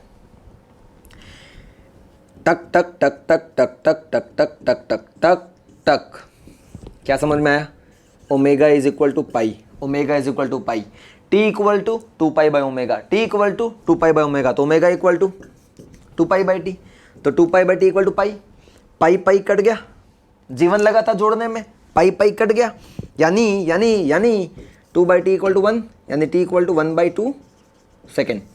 अगर मैं सारी चीज़ें ऐसा ही मैं ले लूँ तो t = 1/2 सेकेंड। फिर से रिपीट करता हूँ, ये दोनों इक्वल हो गए, ओमेगा = पाई, ओमेगा बराबर 2π/t = पाई, पाई पाई कट गया, 2/t = 1, 2/t = 1, यानी t = 1/2 सेकेंड, यानी टाइम पीरियड कितना है, 1/2 सेकेंड। अब एसएचएम पाथ याद करो, एसएचएम पाथ याद करो, यहाँ से शुरू किया, ये मीन पोजीशन है, ये क्या है भाई, मीन पोजीशन है। ये कौन है, ये पॉजिटिव एक्सट्रीम है, ये पॉजिटिव एक्सट्रीम है। ये कौन है, नेगेटिव एक्सट्रीम है। तो याद करो 1 एसएचएम किसको कहते हैं, मीन से जाएगा, रुक जाएगा, वापस चला आएगा, रुक नहीं पाएगा, आगे चला जाएगा, फिर से रुक जाएगा, वापस चला आएगा, इस कॉल्ड 1 एसएचएम। पूछा क्या है, पूछा ये है मीन पोजीशन से एक्सट्रीम पोजीशन तक जाने में कितना समय लगेगा, है ना। तो देखो भाई, अगर ये पूरा टी होता है, 0 से लेके ये पूरा सफ़र करने में टी लगता है, यानी यहाँ से यहाँ तक t/4, 2t/4, 3t/4, 4t/4, यानी यहाँ से यहाँ तक जो समय है, यहाँ से यहाँ तक जो समय है, यहाँ से यहाँ तक जो समय है वो t/4 है। यानी हमारा जो रिक्वायर्ड आंसर है वो t/4 है, और t कितना है, 1/2 है, यानी 1/2 डिवाइड बाई 4 यानी 1/8 सेकेंड, यानी आंसर क्या आएगा, 1/8 सेकेंड। चलिए ये सवाल हमारा समाप्त हुआ, 1/8 सेकेंड हमारा आंसर आ गया, 1/8 सेकेंड हमारा आंसर आ गया। ठीक है, आई थिंक इसमें मैंने कुछ गड़बड़ करी क्या, क्योंकि 1/8 सेकेंड ऑप्शन में नहीं है, मैंने कुछ, अरे यार मैंने क्या गड़बड़ करी, देखो यार, 2/t = 1, 2/t = 1, अरे 2/t = 1, तो t = माई मिस्टेक ना, t = 2 second, my mistake, sorry, है ना। हम इसको ना वापस एडिट नहीं करेंगे, because being natural is the only thing. हो जाता है ऐसा कैलकुलेशन, बिकॉज मैंने ऑप्शन देखे तो ऑप्शन में 1/8 नहीं है, that is why I am surprised. तो कोई इशू नहीं है, तो देखो भाई क्या हो गया, t उधर, t = 2 सेकेंड, सुबह के 4 बज रहे हैं तो ऐसा होता है। तो t = t/4, t कितना है 2, तो क्या करेंगे 2/4 सेकेंड, है ना। तो आंसर क्या आएगा 1/2 सेकेंड, राइट। यानी 2 सेकेंड जो है हमारा एक टाइम पीरियड है, यानी एक ऑसिलेशन का समय है। यहाँ से यहाँ तक पहुँचने में कितना समय लगेगा, t/4, आंसर आ जाएगा 2/4, बोले तो 1/2 सेकेंड, और 1/2 सेकेंड मेरा ऑप्शन नंबर यहाँ पर डी है, डी फॉर दिल्ली, तो वो मैंने कर दिया। ठीक, चलिए अगला सवाल पॉज करके पहले कॉपी कर लो। ठीक है, sorry for this genuine mistake, I am really sorry. Okay, copy कर लीजिए। ये इसको ह्यूमन एरर्स कहते हैं, इस कैलकुलेशंस को ह्यूमन एरर्स कहते हैं। ठीक, चलिए पॉज करके कॉपी कर लो, मैं इसको मिटा देता हूँ।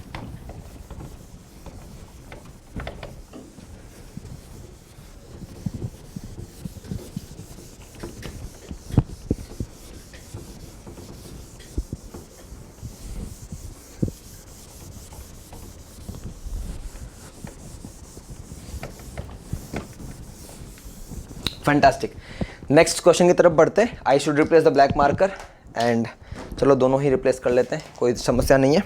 अगला सवाल पढ़ते हैं। अ particle having mass m is moving with velocity v।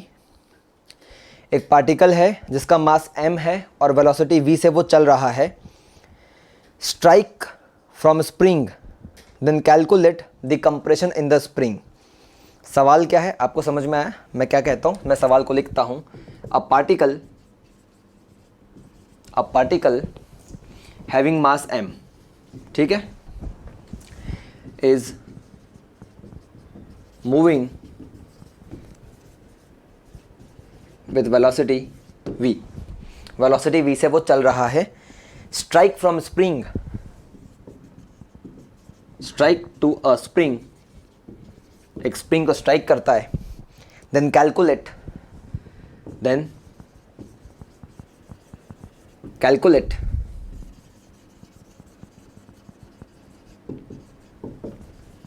Compression in the spring. सवाल समझ में आ गया? तो सवाल क्या है, एक पार्टिकल है m मास का, m को अच्छे से लिख दूं, चलिए, is moving with velocity v। अगर वो किसी स्प्रिंग को स्ट्राइक करता है तो बताओ स्प्रिंग में कंप्रेशन कितना। चलिए पॉज करके तुम सॉल्व कर लो। चलिए बैक टू द टॉपिक। अगर तुमने सॉल्व कर लिया तो आंसर मैच करना है। एक स्प्रिंग है, ये रहा ब्लॉक m, ब्लॉक नहीं है यहाँ पर मेरे ख्याल से, पार्टिकल है वो डायरेक्टली स्ट्राइक कर रहा है इसको। तो मैं यहाँ पर एक m बना देता हूँ, वो v वेलोसिटी से जा रहा था और वो जाएगा और स्प्रिंग को कंप्रेस करेगा। स्प्रिंग तब तक कंप्रेस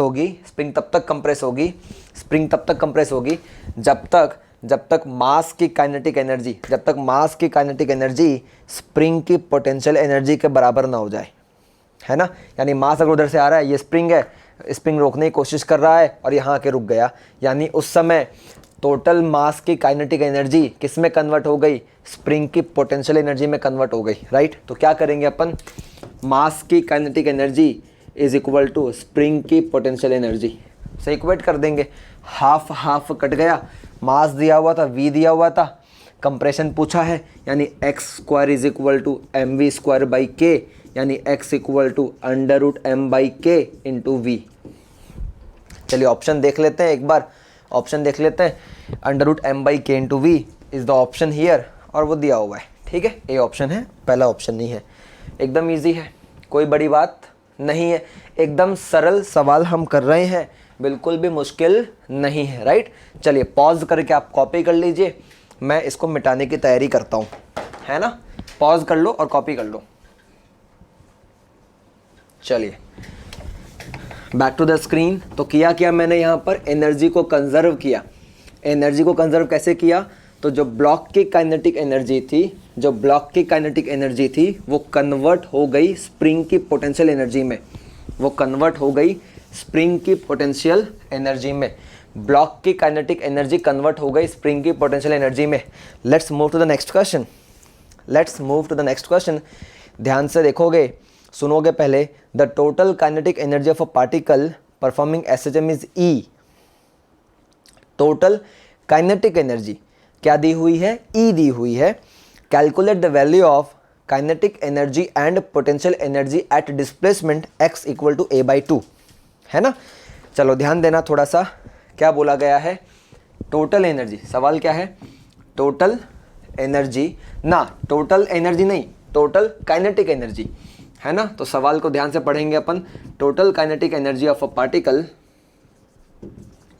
अपने को ई दिया हुआ है और बोला क्या है, calculate the value of kinetic energy and potential energy. Kinetic energy and potential energy, है ना। आई डोंट थिंक सो कि टोटल काइनेटिक एनर्जी कोई चीज़ होती है, ये प्रिंटिंग मिस्टेक है क्वेश्चन में, तो मैं टोटल एनर्जी बोल देता हूँ। Total energy of a particle is E, kinetic energy बराबर क्वेश्चन मार्क, पोटेंशियल बराबर question mark, at displacement x equal to a by 2। x equal to a by 2 पर हमको बताना है काइनेटिक और पोटेंशियल कितनी है। चलो पॉज करके आप सॉल्व करो फिर आगे बढ़ते हैं, पॉज करके आप सॉल्व करो फिर आगे बढ़ते हैं, है ना। पॉज कर लिया, back to the question.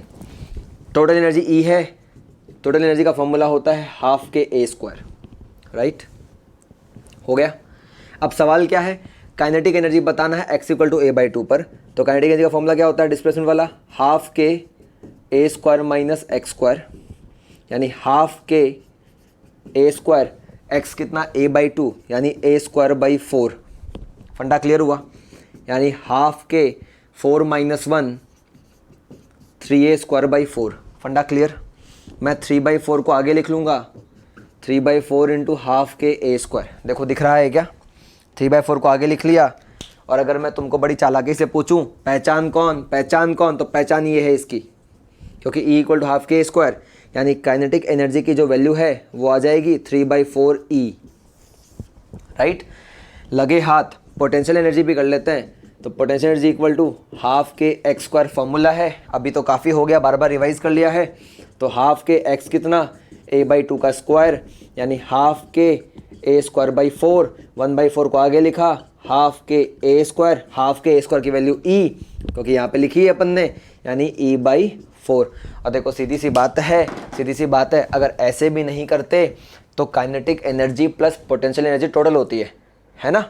Kinetic में निकाल चुका था 3 बाई 4 ई, तो पोटेंशियल कैसे निकालता, e माइनस 3 बाई 4 ई, यानी क्या आ जाता, e बाई 4 आ जाता। ऑप्शन चेक किया, fantastic, 3 by 4 e by 4 done. दोनों जंबल किए हुए, 3 by 4 comma e by 4, e by 4 comma 3 by 4, e by 2 ऐसे ऑप्शन है, डन। चलिए कॉपी कर लीजिए, फास्ट कॉपी कर लीजिए, कोई बड़ी बात नहीं है, हमने एक भी बड़ी बात नहीं की है। चलो पॉज कर लो, पॉज करके आंसर्स कॉपी कर लो, और अगर हो गया हो तो आगे बढ़ते हैं, राइट। तो क्या किया अपन ने, काइनेटिक एनर्जी, पोटेंशियल एनर्जी अपन ने निकाली। कैसे निकाली, अपने को टोटल दिया हुआ था, डिस्प्लेसमेंट दिया हुआ था। फेज़ 1 के क्वेश्चन ऐसे ही होते हैं, क्योंकि प्रैक्टिस करनी होती है। फेज़ 2 विल बी डिफ़िकल्ट, क्योंकि फेज़ 2 में हमको बहुत सारे कॉन्सेप्ट और भी चाहिए, फ्लूइड मैकेनिक्स भी उसमें आना चाहिए, थर्मो भी उसमें आना चाहिए, इसलिए फेज़ 2 हमने लास्ट में रखे हैं, बीच में वो क्वेश्चन ऐड नहीं किए हैं, राइट। चलिए एक क्वेश्चन और करते हैं, थोड़ा ध्यान दोगे, राइट, ध्यान से सुनोगे। Calculate the fraction of kinetic energy, calculate the fraction of kinetic energy in total energy at a displacement equal to a/2। Calculate the fraction of kinetic energy in total energy at displacement a/2। क्या पूछा है, क्या पूछा है? Fraction of, question है क्या पूछा है? Fraction of kinetic energy in total energy at displacement equal to a/2। यही सवाल है, थोड़ी देर पहले सिखाया था। अगर फ्रैक्शन निकालना हो तो kinetic energy by total energy 1 minus x square by a square आया था, याद करो। 1 minus x square by a square, 1 minus x कितना दिया है? a/2, a/2 का स्क्वायर बाई ए स्क्वायर, यानी 1 minus a square by 4 a square, a square cut गया, 1 माइनस 1/4, यानी answer will be 3/4। Let's take it out. ठीक है, कोई बड़ी बात नहीं थी, इसलिए फटाफट सॉल्व कर दिया, है ना? एकदम सरल सवाल। लेकिन the problem is, you know, अगर जो लोग 11th में, 1 साल बाद याद रहेगा ये? याद होना चाहिए। जो लोग 12th में है, 2 महीने बाद देना है, 2 महीने बाद, 3 महीने बाद देना, because the time when we are recording this session is February and it's 11th February, right? तो 11 फेब को ये रिकॉर्ड हो रहा है। तो द क्वेश्चन इज क्या ये तुमको याद रहेगा? क्या ये तुमको याद रहेगा? तो याद रखना है अपने को सारी बातें, राइट? चलिए एक क्वेश्चन और करेंगे इसके अंदर, फिर आगे बढ़ेंगे। पॉज करके कॉपी कर लो, पॉज करके कॉपी कर लो। और मेरे को लगता है तुमको बहुत मज़ा आ रहा है, राइट? तो देखो, अगर तुमको मज़ा आ रहा है ना यार, तो एक काम मेरे लिए करो, प्रोमोट करो यार, थोड़ा सा प्रोमोट करोगे तो बहुत मज़ा आएगा। देखो, तुमने रिकॉर्डिंग सुन ली, तुमको मज़ा आया लेक्चर में, तो आज प्लीज़ घर जाके काम करना है। तुम्हारे विकास शर्मा सर का इंस्टाग्राम प्रोफाइल है, and since we are very new on this platform, हम बहुत नए हैं, ज़्यादा टाइम नहीं हुआ, almost 20 days for the India and 6 months for the international, right? International हम धूम मचा रहे हैं, सिंगापुर, दुबई हमारे खूब लेक्चर्स चल रहे हैं। हम अफगानिस्तान भी शुरू करने वाले कुछ समय के अंदर, and we are going for Canada also. But India के अंदर पहली बार विथ प्रॉपर हिंदी भाषा के साथ बहुत मज़ा आ रहा है ना? फिजिकल क्लासरूम में तो मैं पढ़ाता ही हूँ, लेकिन आज घर जाकर एक काम कर देना, अगर तुम्हारा सोशल नेटवर्क है, तुम्हारे पापा का है, मम्मी का है, किसी का भी हो, सज्जन, गुरुजन, परिजन किसी का भी हो, उसका इंस्टाग्राम, फेसबुक लेना और वहाँ पर हमारी कोई भी premiumvikas.com से एक पिक्चर निकाल लेना, और वहाँ पे पिक्चर निकालने के बाद #premiumvikas करके टैग करना, और प्लीज़ एक खूबसूरत सा मैसेज वहाँ पे लिखना कि बहुत मज़ा आता है। क्योंकि यार देखो, तुम प्रमोट करोगे, हमको कॉन्फिडेंस मिलेगा, और हमको अगर कॉन्फिडेंस मिलेगा तो तेरे को कॉन्फिडेंस दिलाने की जिम्मेदारी मेरी, राइट? इतना तो मांग सकता हूँ ना, इतना तो मांग ही सकता हूँ। तो आज ही घर जाना, देख भूलना नहीं, इसको होमवर्क में लिख ले, होमवर्क में लिख ले। अगर तेरा सोशल नेटवर्क नहीं है ना, तो भाई तू मत यूज़ करना प्लीज़, मुझे मालूम है तू बर्बाद हो जाएगा। तो तेरे पापा का या मम्मी का एक काम करना, सोशल नेटवर्क निकालना, 2 सेकंड लगेंगे, सिर्फ 2 सेकंड टैग करना, वहाँ पे लिखना #premiumvikas, एक खूबसूरत सा मैसेज कि सर बहुत अच्छा पढ़ाते हैं। और अगर इमेज डालने का मन करे तो अभी जो तुम लेक्चर सुन रहे हो उसी का स्क्रीनशॉट ले लो, और स्क्रीनशॉट लेके वहाँ पे डाल दो प्रीमियम विकास, है ना? थोड़ा कॉन्फिडेंस बिल्ड होगा यार, कॉन्फिडेंस बिल्ड होगा तो मज़ा आता है पढ़ाने में, राइट?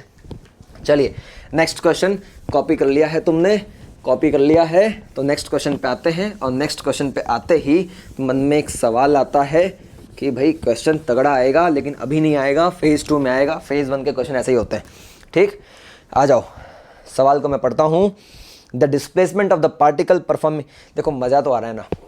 अगर मज़ा आ रहा है तो ईमानदारी से, अकेला बैठा है तो भी कोई बात नहीं, साथ में बैठा है किसी के तो भी कोई बात नहीं, क्लासरूम में बैठा है तो भी कोई बात नहीं, मज़ा आ रहा है यार तो एक बार दिल से मुंडी ला, मज़ा आ रहा है, मुंडी ला, कॉन्फिडेंस आएगा यार, तेरी एनर्जी मुझ तक पहुँच जाएगी, because waves has infinite possibility to propagate, right? Propagation infinite distance तक होता है। तो प्लीज़ प्लीज़ प्लीज़, अगर तेरे को मज़ा आ रहा है तो प्रोमोट करना, आज ही घर जाके 10 लोगों को बोलना, 100 लोगों को बोलना, premiumvikas.com पर आ जा। और अगर सर से रूबरू पढ़ना है तो बीटा IIT नीट अकेडमी सूरत कैंपस पे मैं अवेलेबल हूँ। और अगर तू सूरत नहीं आ सकता, वलसाड़ व्यारा कहीं है, तो वहाँ पे हमारे द्वारा ट्रेंड किए गए ज़बरदस्त फैकल्टी हैं।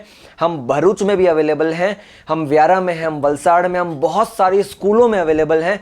तो बिंदास हमको प्रमोट कर, मगर उससे पहले गुरुजी, प्रभुजी, मेरा दुलारा, मेरा अच्छा बच्चा, मन लगा के पढ़ाई कर, राइट? अगला सवाल पढ़ता हूँ।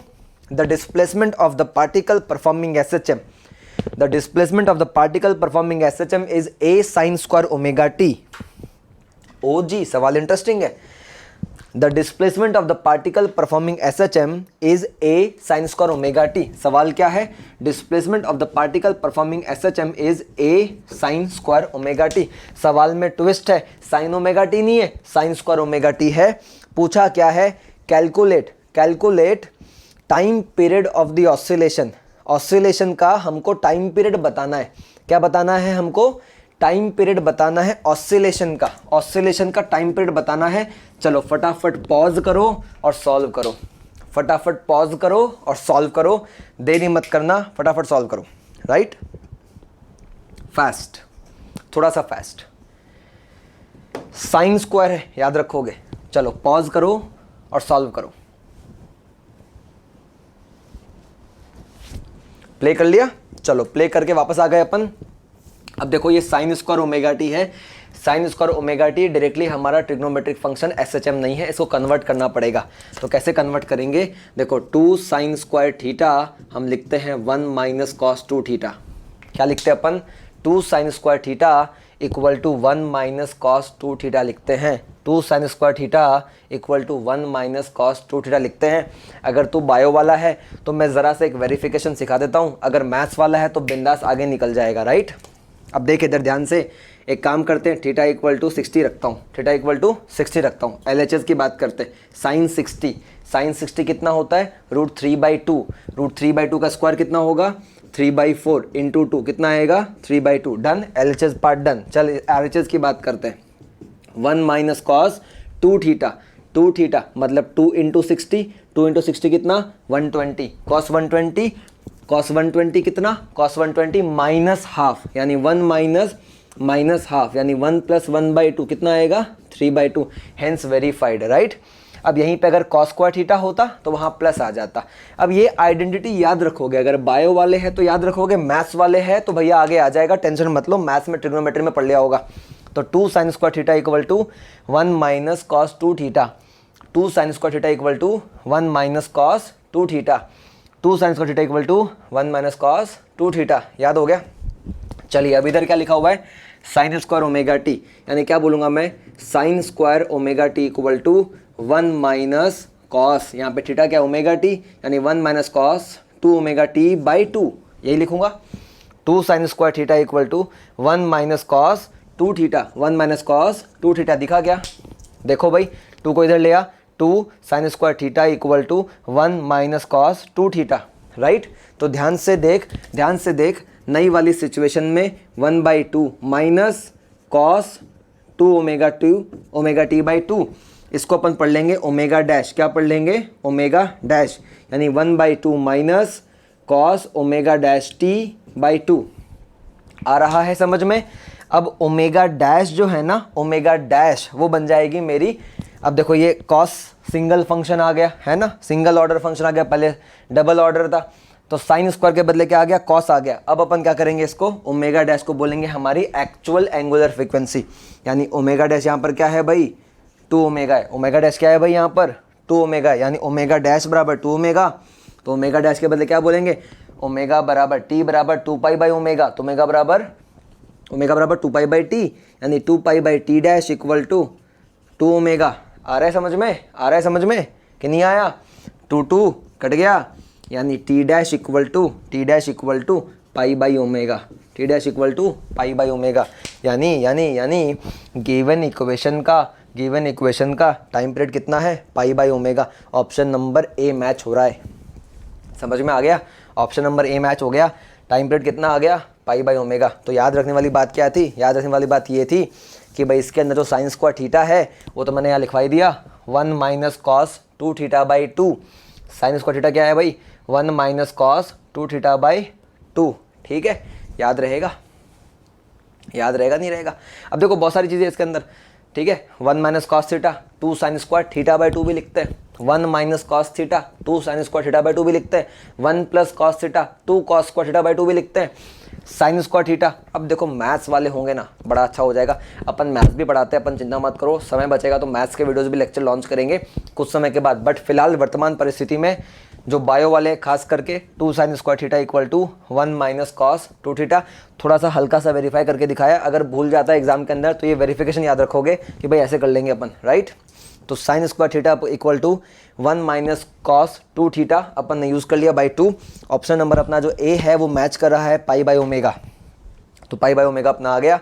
तो मैं एक काम करो, पॉज करके कॉपी कर लो, बहुत से सवाल हैं, अभी तो शुरू किया है, ठीक है। पॉज करके कॉपी कर लीजिए फटाफट।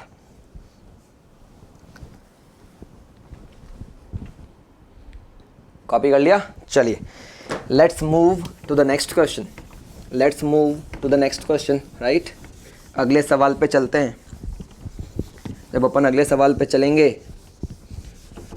तो सवाल दिलचस्प होते जाते हैं, मगर चूंकि ये फ़ेज़ 2 नहीं है, फ़ेज़ 1 है, तो सवाल का जो लेवल है वो छोटा ही होगा, मगर जेई मेन नीट के हिसाब से काफ़ी है।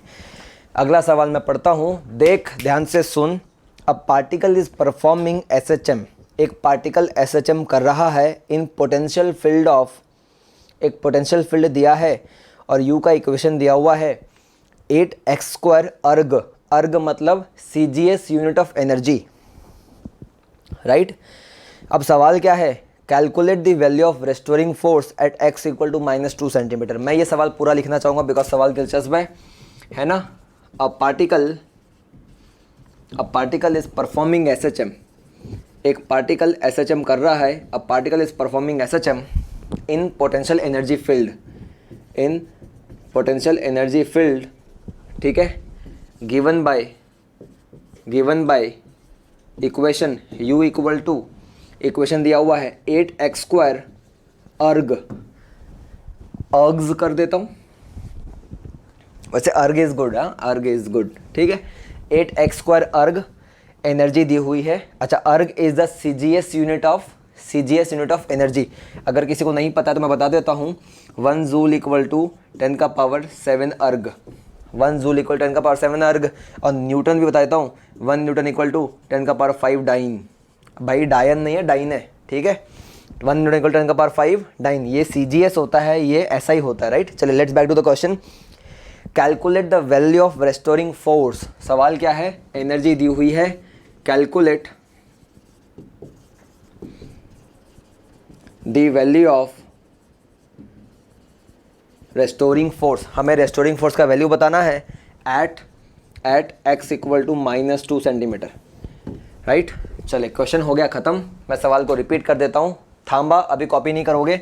A particle is performing SHM in potential energy field given by the equation U equal to इतना erg, calculate the value of restoring force at x equal to -2 centimetre. सवाल समझ में आया? ये दिया हुआ इक्वेशन हमको बताना है x इक्वल टू -2 सेंटीमीटर पर रेस्टोरिंग फोर्स कितना। चलो पॉज करके पहले सॉल्व करो, फिर अपन प्ले करेंगे, राइट। पॉज कर लिया, चलिए प्ले किया है तुमने। तो SHM कर रही बॉडी में U और F के बीच का रिलेशन, U और F के बीच का रिलेशन अगर याद करो तो पिछले लेक्चर में बात हो चुकी है। F equal to -du/dx, F equal to -du/dx यानी F इक्वल टू -d/dx।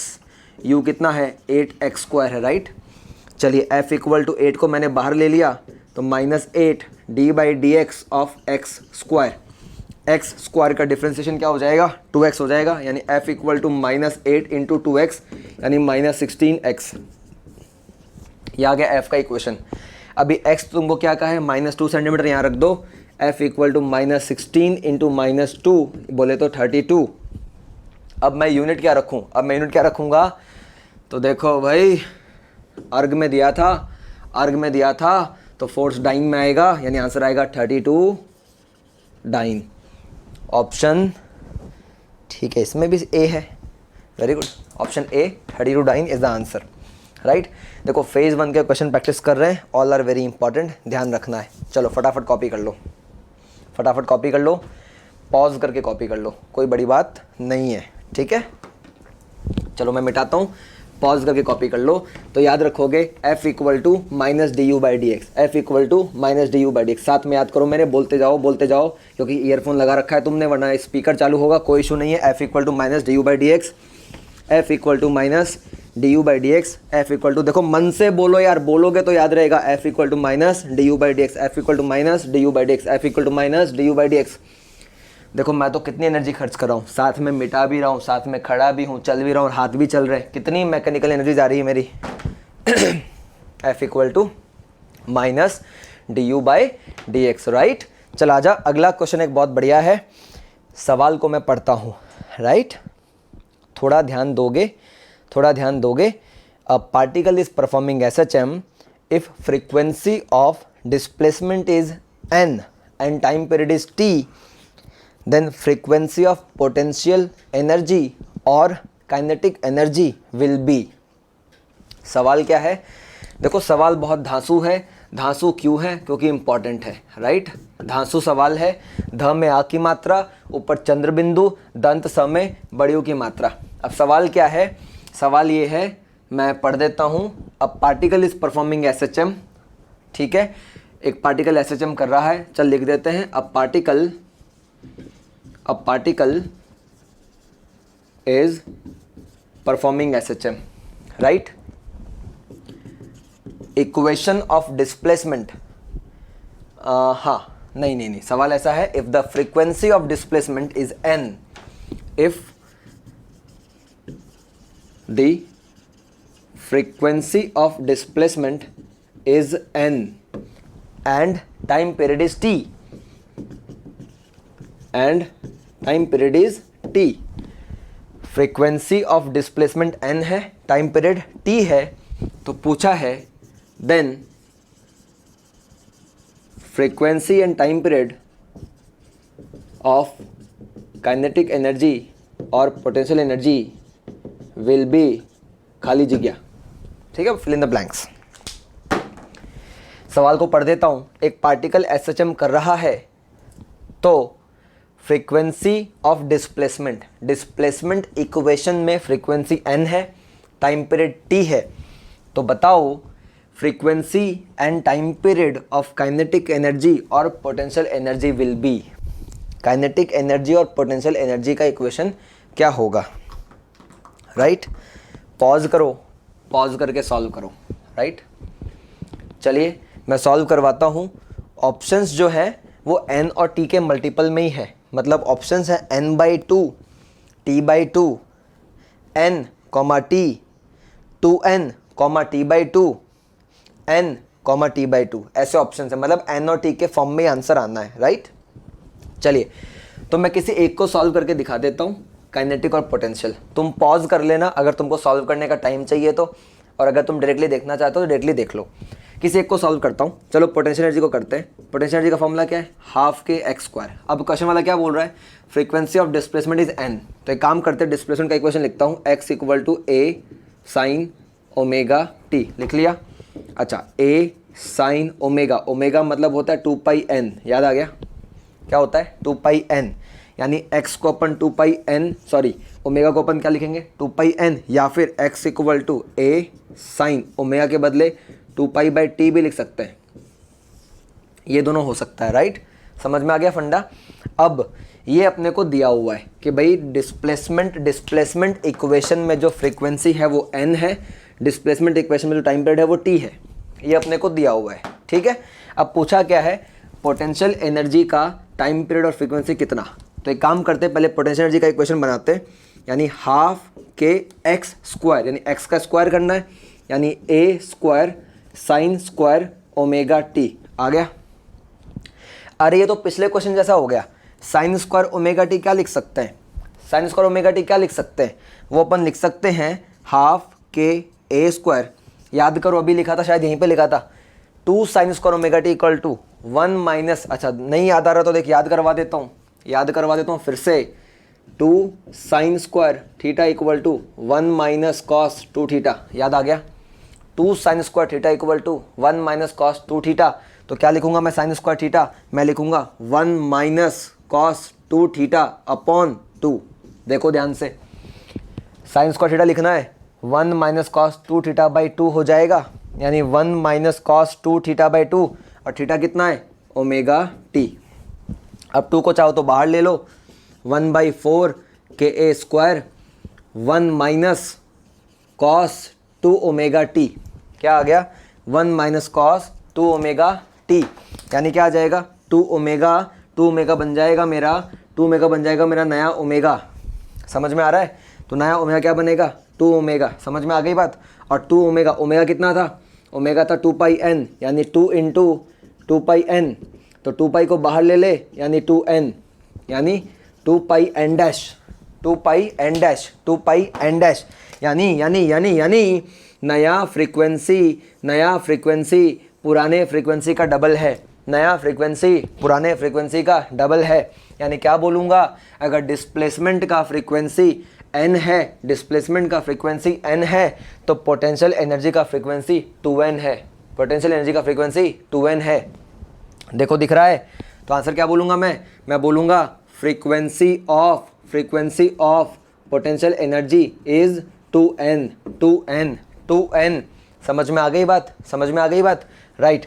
अब उसी प्रकार से काइनेटिक एनर्जी होता तो half k a square cos square omega t, right. तो अभी बताया था मैंने, अगर कॉस स्क्वायर आता तो यहाँ प्लस आता, ठीक है, और अगर ये प्लस होता तो उससे क्या फ़र्क पड़ता है, ये तो 2 होने वाला है ना, यानी आंसर सेम रहता। यानी काइनेटिक एनर्जी बोले चाहे पोटेंशियल एनर्जी बोले, उसका फ्रीक्वेंसी क्या हो जाएगा डबल। तो एक बात बताओ, फ्रीक्वेंसी और टाइम पीरियड में क्या रिश्ता है? Frequency is equal to 1/t, frequency is equal to 1/t, frequency equal to 1/t। अगर याद नहीं रहता यहाँ लिखता हूँ, याद रखना, frequency is equal to 1/t, frequency is equal to 1/t, frequency is equal to 1/t। तो मेरी बात ध्यान से सुन, अगर फ्रीक्वेंसी हुआ डबल तो टाइम पीरियड हुआ हाफ, फ्रीक्वेंसी हुआ डबल तो टाइम पीरियड हुआ हाफ। तो नया टाइम पीरियड क्या होगा? नया टाइम पीरियड होगा t/2। क्या होगा भाई? t/2। यानी काइनेटिक एनर्जी और पोटेंशियल एनर्जी का फ्रीक्वेंसी डबल होता है, टाइम पीरियड आधा होता है। समझ में आ गई बात? काइनेटिक एनर्जी और पोटेंशियल एनर्जी का फ्रीक्वेंसी डबल होता है, टाइम पीरियड आधा होता है। चलो फटाफट कॉपी कर लो पॉज करके, फिर आगे बढ़ते हैं। कॉपी कर लो पॉज करके, फिर आगे बढ़ते हैं, राइट। कॉपी कर लो। रनिंग टाइम कितना हो गया इस लेक्चर का? क्योंकि हमें लेक्चर इतना लंबा नहीं करना है। ओके, राइट, ठीक है, जल्दी करिए। क्वेश्चंस बहुत प्रैक्टिस किए, बहुत मज़ा आ रहा है। नहीं मज़ा आ रहा है ना यार? देखो मज़ा मेरे को बहुत आ रहा है, तुमको भी आना चाहिए, राइट। चलो fast because we have to go a long way. Pause करके कॉपी कर लो, फिर आगे बढ़ते हैं। पॉज करके कॉपी कर लो, मैं मिटा रहा हूं, तुम पॉज कर लो।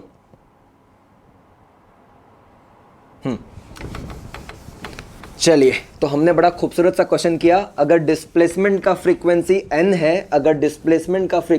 n है तो काइनेटिक एनर्जी का फ्रीक्वेंसी डबल होगा। मैं क्या कहता हूँ, याद कर लो, मतलब MTR कर लो। वेरी इंपॉर्टेंट क्वेश्चन, क्योंकि फटाफट किसी ना किसी क्वेश्चन में काम आएगा। अगर डिस्प्लेसमेंट का इक्वेशन 40 हर्ट्ज है तो काइनेटिक एनर्जी का फ्रीक्वेंसी 80 हर्ट्ज होगा। अगर डिस्प्लेसमेंट का टाइम पीरियड 10 सेकंड है, अगर डिस्प्लेसमेंट के इक्वेशन में टाइम पीरियड 10 सेकंड है, तो सीधी सी बात है काइनेटिक एनर्जी का टाइम पीरियड 5 सेकंड होगा, क्योंकि t/2 हो जाता है। याद हो गया? ठीक है, याद कर लोगे इसको, MTR कर लोगे, इज वेरी इंपॉर्टेंट।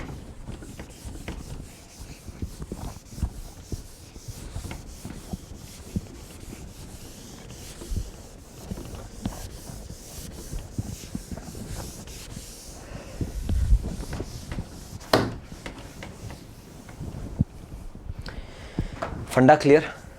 समझ में आ रहा है एकदम पक्का? राइट। अगला सवाल एक और पकड़ते हैं। दिलचस्प सवाल है, ज़्यादा कठिन नहीं है, बहुत आसान है, थोड़ा ध्यान से सोचोगे तो आएगा, राइट। चलिए सवाल को मैं पढ़ता हूँ। सवाल ये लिखा है कि अगर इक्वेशन ऑफ डिस्प्लेसमेंट जो है वो इस टाइप से दिया हुआ है, अगर डिस्प्लेसमेंट का इक्वेशन इस टाइप से दिया हुआ है, a sin omega t plus b cos omega t. क्या दिया हुआ है? डिस्प्लेसमेंट का इक्वेशन दिया हुआ है, x equal to a sin omega t plus b cos omega t. तो बताओ, ठीक है, नेट एम्पलीट्यूड कितना है गिवन बॉडी का? नेट एम्पलीट्यूड कितना है गिवन बॉडी का? चलिए इसको सॉल्व करना है। पॉज करो और सॉल्व करो, राइट। पॉज कर लो।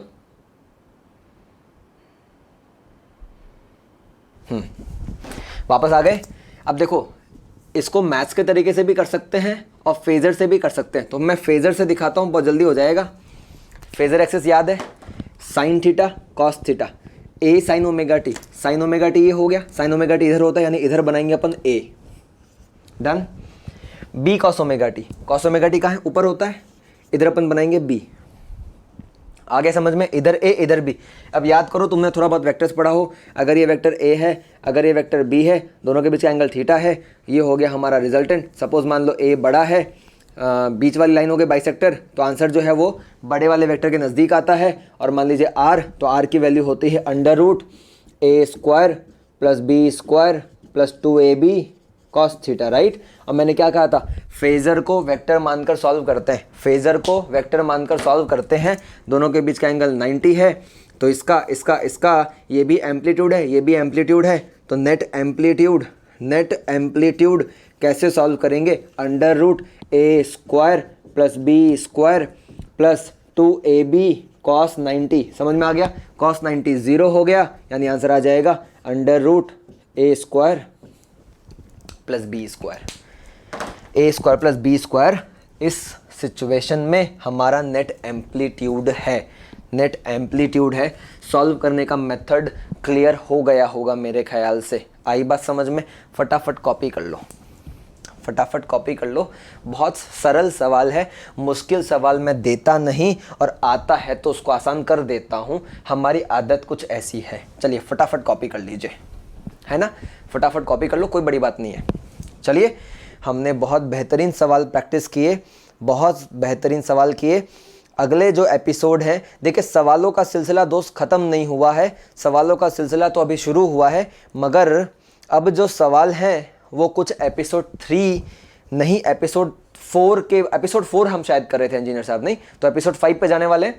तो एपिसोड 5 के जो सवाल हैं वो स्प्रिंग पेंडुलम हम शुरू करेंगे। स्प्रिंग पेंडुलम पढ़ने के बाद हम लोग क्वेश्चंस करेंगे। लेकिन यार देखो, मज़ा तब आएगा जब तुम प्रमोट करोगे, थोड़ा प्रमोट करो हमको, ठीक है। हैशटैग प्रीमियम विकास करके अपने सभी सोशल नेटवर्क में जान लगा दो। देखो, जितना तुम हमको प्रमोट करोगे ना यार, उतना कॉन्फिडेंस बिल्डअप होता है, उतनी एनर्जी दिखाई देगी, राइट। थोड़ा प्रमोट करो और अपने सोशल नेटवर्क में हमारे बारे में कुछ अच्छा लिखो। अगर मज़ा आ रहा है, अगर लग रहा है बहुत मज़ा आ रहा है, तो बहुत मन लगा के पढ़ाई करो। और देखो, मैं कुछ बातें रेकमेंड कर रहा हूँ, दिमाग में रखोगे। रेकमेंडेशन में ये है कि यहाँ से पढ़ने के बाद, नोट्स लिखने के बाद एनसीईआरटी को ध्यान से पढ़ो। एनसीईआरटी पढ़ने के बाद अपने कोचिंग का स्टडी मटेरियल को पढ़ो, उसको सॉल्व करो, राइट। देखिए, मेरा फेज़ 2 फेज़ 3 अभी बाकी है। Phase 2 phase 3 episode number 10, 11, 12 number पे शायद आएंगे, या 9, 10, 11 में आएगा, कोई दिक्कत नहीं है। उसको ध्यान से पढ़ो। उसको पढ़ने के बाद एक चीज़ दिमाग में रखोगे, अपन को रेफरेंस मटेरियल भी सॉल्व करना है। मतलब कुछ बुक्स हैं, उसके क्वेश्चंस को सॉल्व करेंगे। लेकिन मेरे सारे एपिसोड्स जब रिलीज हो जाएंगे ऑसिलेशंस के, तो उस सभी के अंदर हमने सारे इंपॉर्टेंट क्वेश्चन कर लिए होंगे। अच्छा, अगर आप 1 ईयर या 2 ईयर प्रोग्राम वाले बच्चे हैं और आपके पास अभी 1 साल मिनिमम बाकी है, तो आप हमारा कंप्लीट फिजिक्स का कोर्स भी सब्सक्राइब कर सकते हैं। वहाँ जाने के बाद चेकआउट करो, पेमेंट करो। पेमेंट करने के बाद वीडियोस हर वीकली बेसिस पे अपडेट होते जाते हैं। तो पूरे साल में आपको पूरा कोर्स आ जाएगा। मतलब 1 साल में फिजिक्स सिस्टमैटिक तरीके से कंप्लीट हो जाएगा। अगर आपको मेरे पढ़ाने का तरीका पसंद आ रहा है दोस्त, तो प्लीज़ अपने दोस्तों को बताओ कि premiumvikas.com पर आओ, चेकआउट करो, बहुत मज़ा आता है, ठीक है। यह एपिसोड ख़त्म करने से पहले एक पोएम सुनाना चाहता हूँ जो मेरे दिल के बहुत करीब है, और मैं ऑलमोस्ट 80% मेरे लाइव सेशंस में मैं सुनाता हूँ। मुझे ये पोएम याद नहीं रहती, और गूगल करोगे बड़े आसानी से मिल जाएगी, है ना। शायरी के किस्म की पोएम है। मैं मेरे फ़ोन में इसको रखता हूँ, ज़रा मैं मेरे फ़ोन को उठा लेता हूँ। बहुत सड़ा सा फ़ोन है मेरे पास, है ना, कीमत नहीं है इस फ़ोन की, लेकिन फीलिंग्स की बहुत कीमत होती है। ज़्यादा महंगा फ़ोन नहीं है, सस्ता सा फ़ोन यूज़ करता हूँ मैं, क्योंकि कीमत इंसान के नॉलेज की होती है, कंटेंट की होती है। और चूँकि हम इतने बड़े प्लेटफॉर्म पर हैं, ऑनलाइन प्लेटफॉर्म पर हैं, तो मैं मानता हूँ कि आप भी बहुत एनर्जेटिक होकर पढ़ रहे हैं, मैं भी पढ़ा रहा हूँ। चलिए, तो अब आपके स्क्रीन पर एक वीडियो आ जाएगा, मैं मेरे इंजीनियर साहब को बोल देता हूँ, और उस वीडियो की जो म्यूज़िक है वो बंद होगी, ठीक है। उस वीडियो की म्यूज़िक बंद होगी, एंड मैं वो पोएम अब आपके सामने पढ़ूँगा। शायरी के फॉर्म में है। थोड़ा मोटिवेट हो जाना यार, थोड़ा मोटिवेट हो जाना, ठीक है, और मोटिवेट होके पढ़ना, राइट। मोटिवेट होके पढ़ना। और अब जो है तुम्हारे स्क्रीन के सामने, राइट, तुम्हारे स्क्रीन के सामने एक खूबसूरत सा वीडियो है, उसमें एक आदमी भागता हुआ दिखाई देगा, आदमी या आप जो कह लें, एक लेडी भागती हुई दिखाई देगी, बड़ी मोटिवेटेड होगी, राइट। तो अब आपके स्क्रीन पर एक लेडी आ गई और वो भाग रही है, और मैं मेरी जो कविता है वो आपको मैं सुनाता हूँ, है ना। अगर मन करे तो इसको स्क्रीन रिकॉर्ड करके शेयर करना, ठीक है। तो कुछ इस प्रकार से है, जो खैरात में मिलती कामयाबी, जो खैरात में मिलती कामयाबी तो हर शख्स कामयाब होता, ठीक है। जो खैरात में मिलती कामयाबी तो हर शख्स कामयाब होता, फिर कदर न होती किसी हुनर की, फिर कदर न होती किसी हुनर की, और ना ही कोई शख्स लाजवाब होता। चले हैं जिस सफ़र में, चले हैं जिस सफ़र पर उसका कोई अंजाम तो होगा, चले हैं जिस सफ़र पर उसका कोई अंजाम तो होगा। जेई नीट क्रैक करना है अपने को। चले हैं जिस सफ़र पर उसका कोई अंजाम तो होगा, जो हौसला दे सके ऐसा कोई जाम तो होगा। जो दिल में ठान ही ली है कामयाबी को अपना बनाने की, जो दिल में ठान ही ली है कामयाबी को अपना बनाने की, तो कोई ना कोई इंतज़ाम तो होगा। तो दोस्त बिल्कुल मत घबरा, कोई ना कोई इंतज़ाम तो होगा ही सही। देखते हैं ये ज़िंदगी हमें कब तक भटकाएगी, देखते हैं हमें ये ज़िंदगी कब तक भटकाएगी, किसी दिन तो कोशिशें हमारी रंग लाएगी। उस रोज़ हम आराम से बैठे होंगे अपने कमरे में, उस रोज़ हम आराम से बैठेंगे अपने कमरे में, और कामयाबी बाहर खड़ी दरवाज़ा खटखटाएगी, राइट।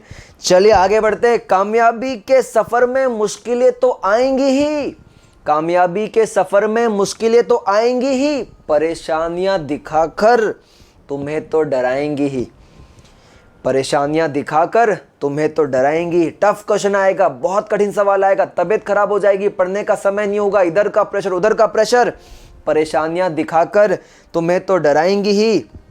चलते रहना कि कदम रुकने ना पाए, चलते रहना कि कदम रुकने ना पाए। भाई साहब, दोस्त, मेरे बहन, मंजिल तो मंजिल है, एक दिन तो आएगी ही, मंजिल तो मंजिल है, एक दिन तो आएगी ही। कोशिश करते रहना, कोशिश करते रहना, मंजिल एक दिन तो आएगी ही आएगी। नेक्स्ट एपिसोड में मिलते हैं with lot of energy, with lot of lot. Stay happy, stay cool, be motivated. Thank you.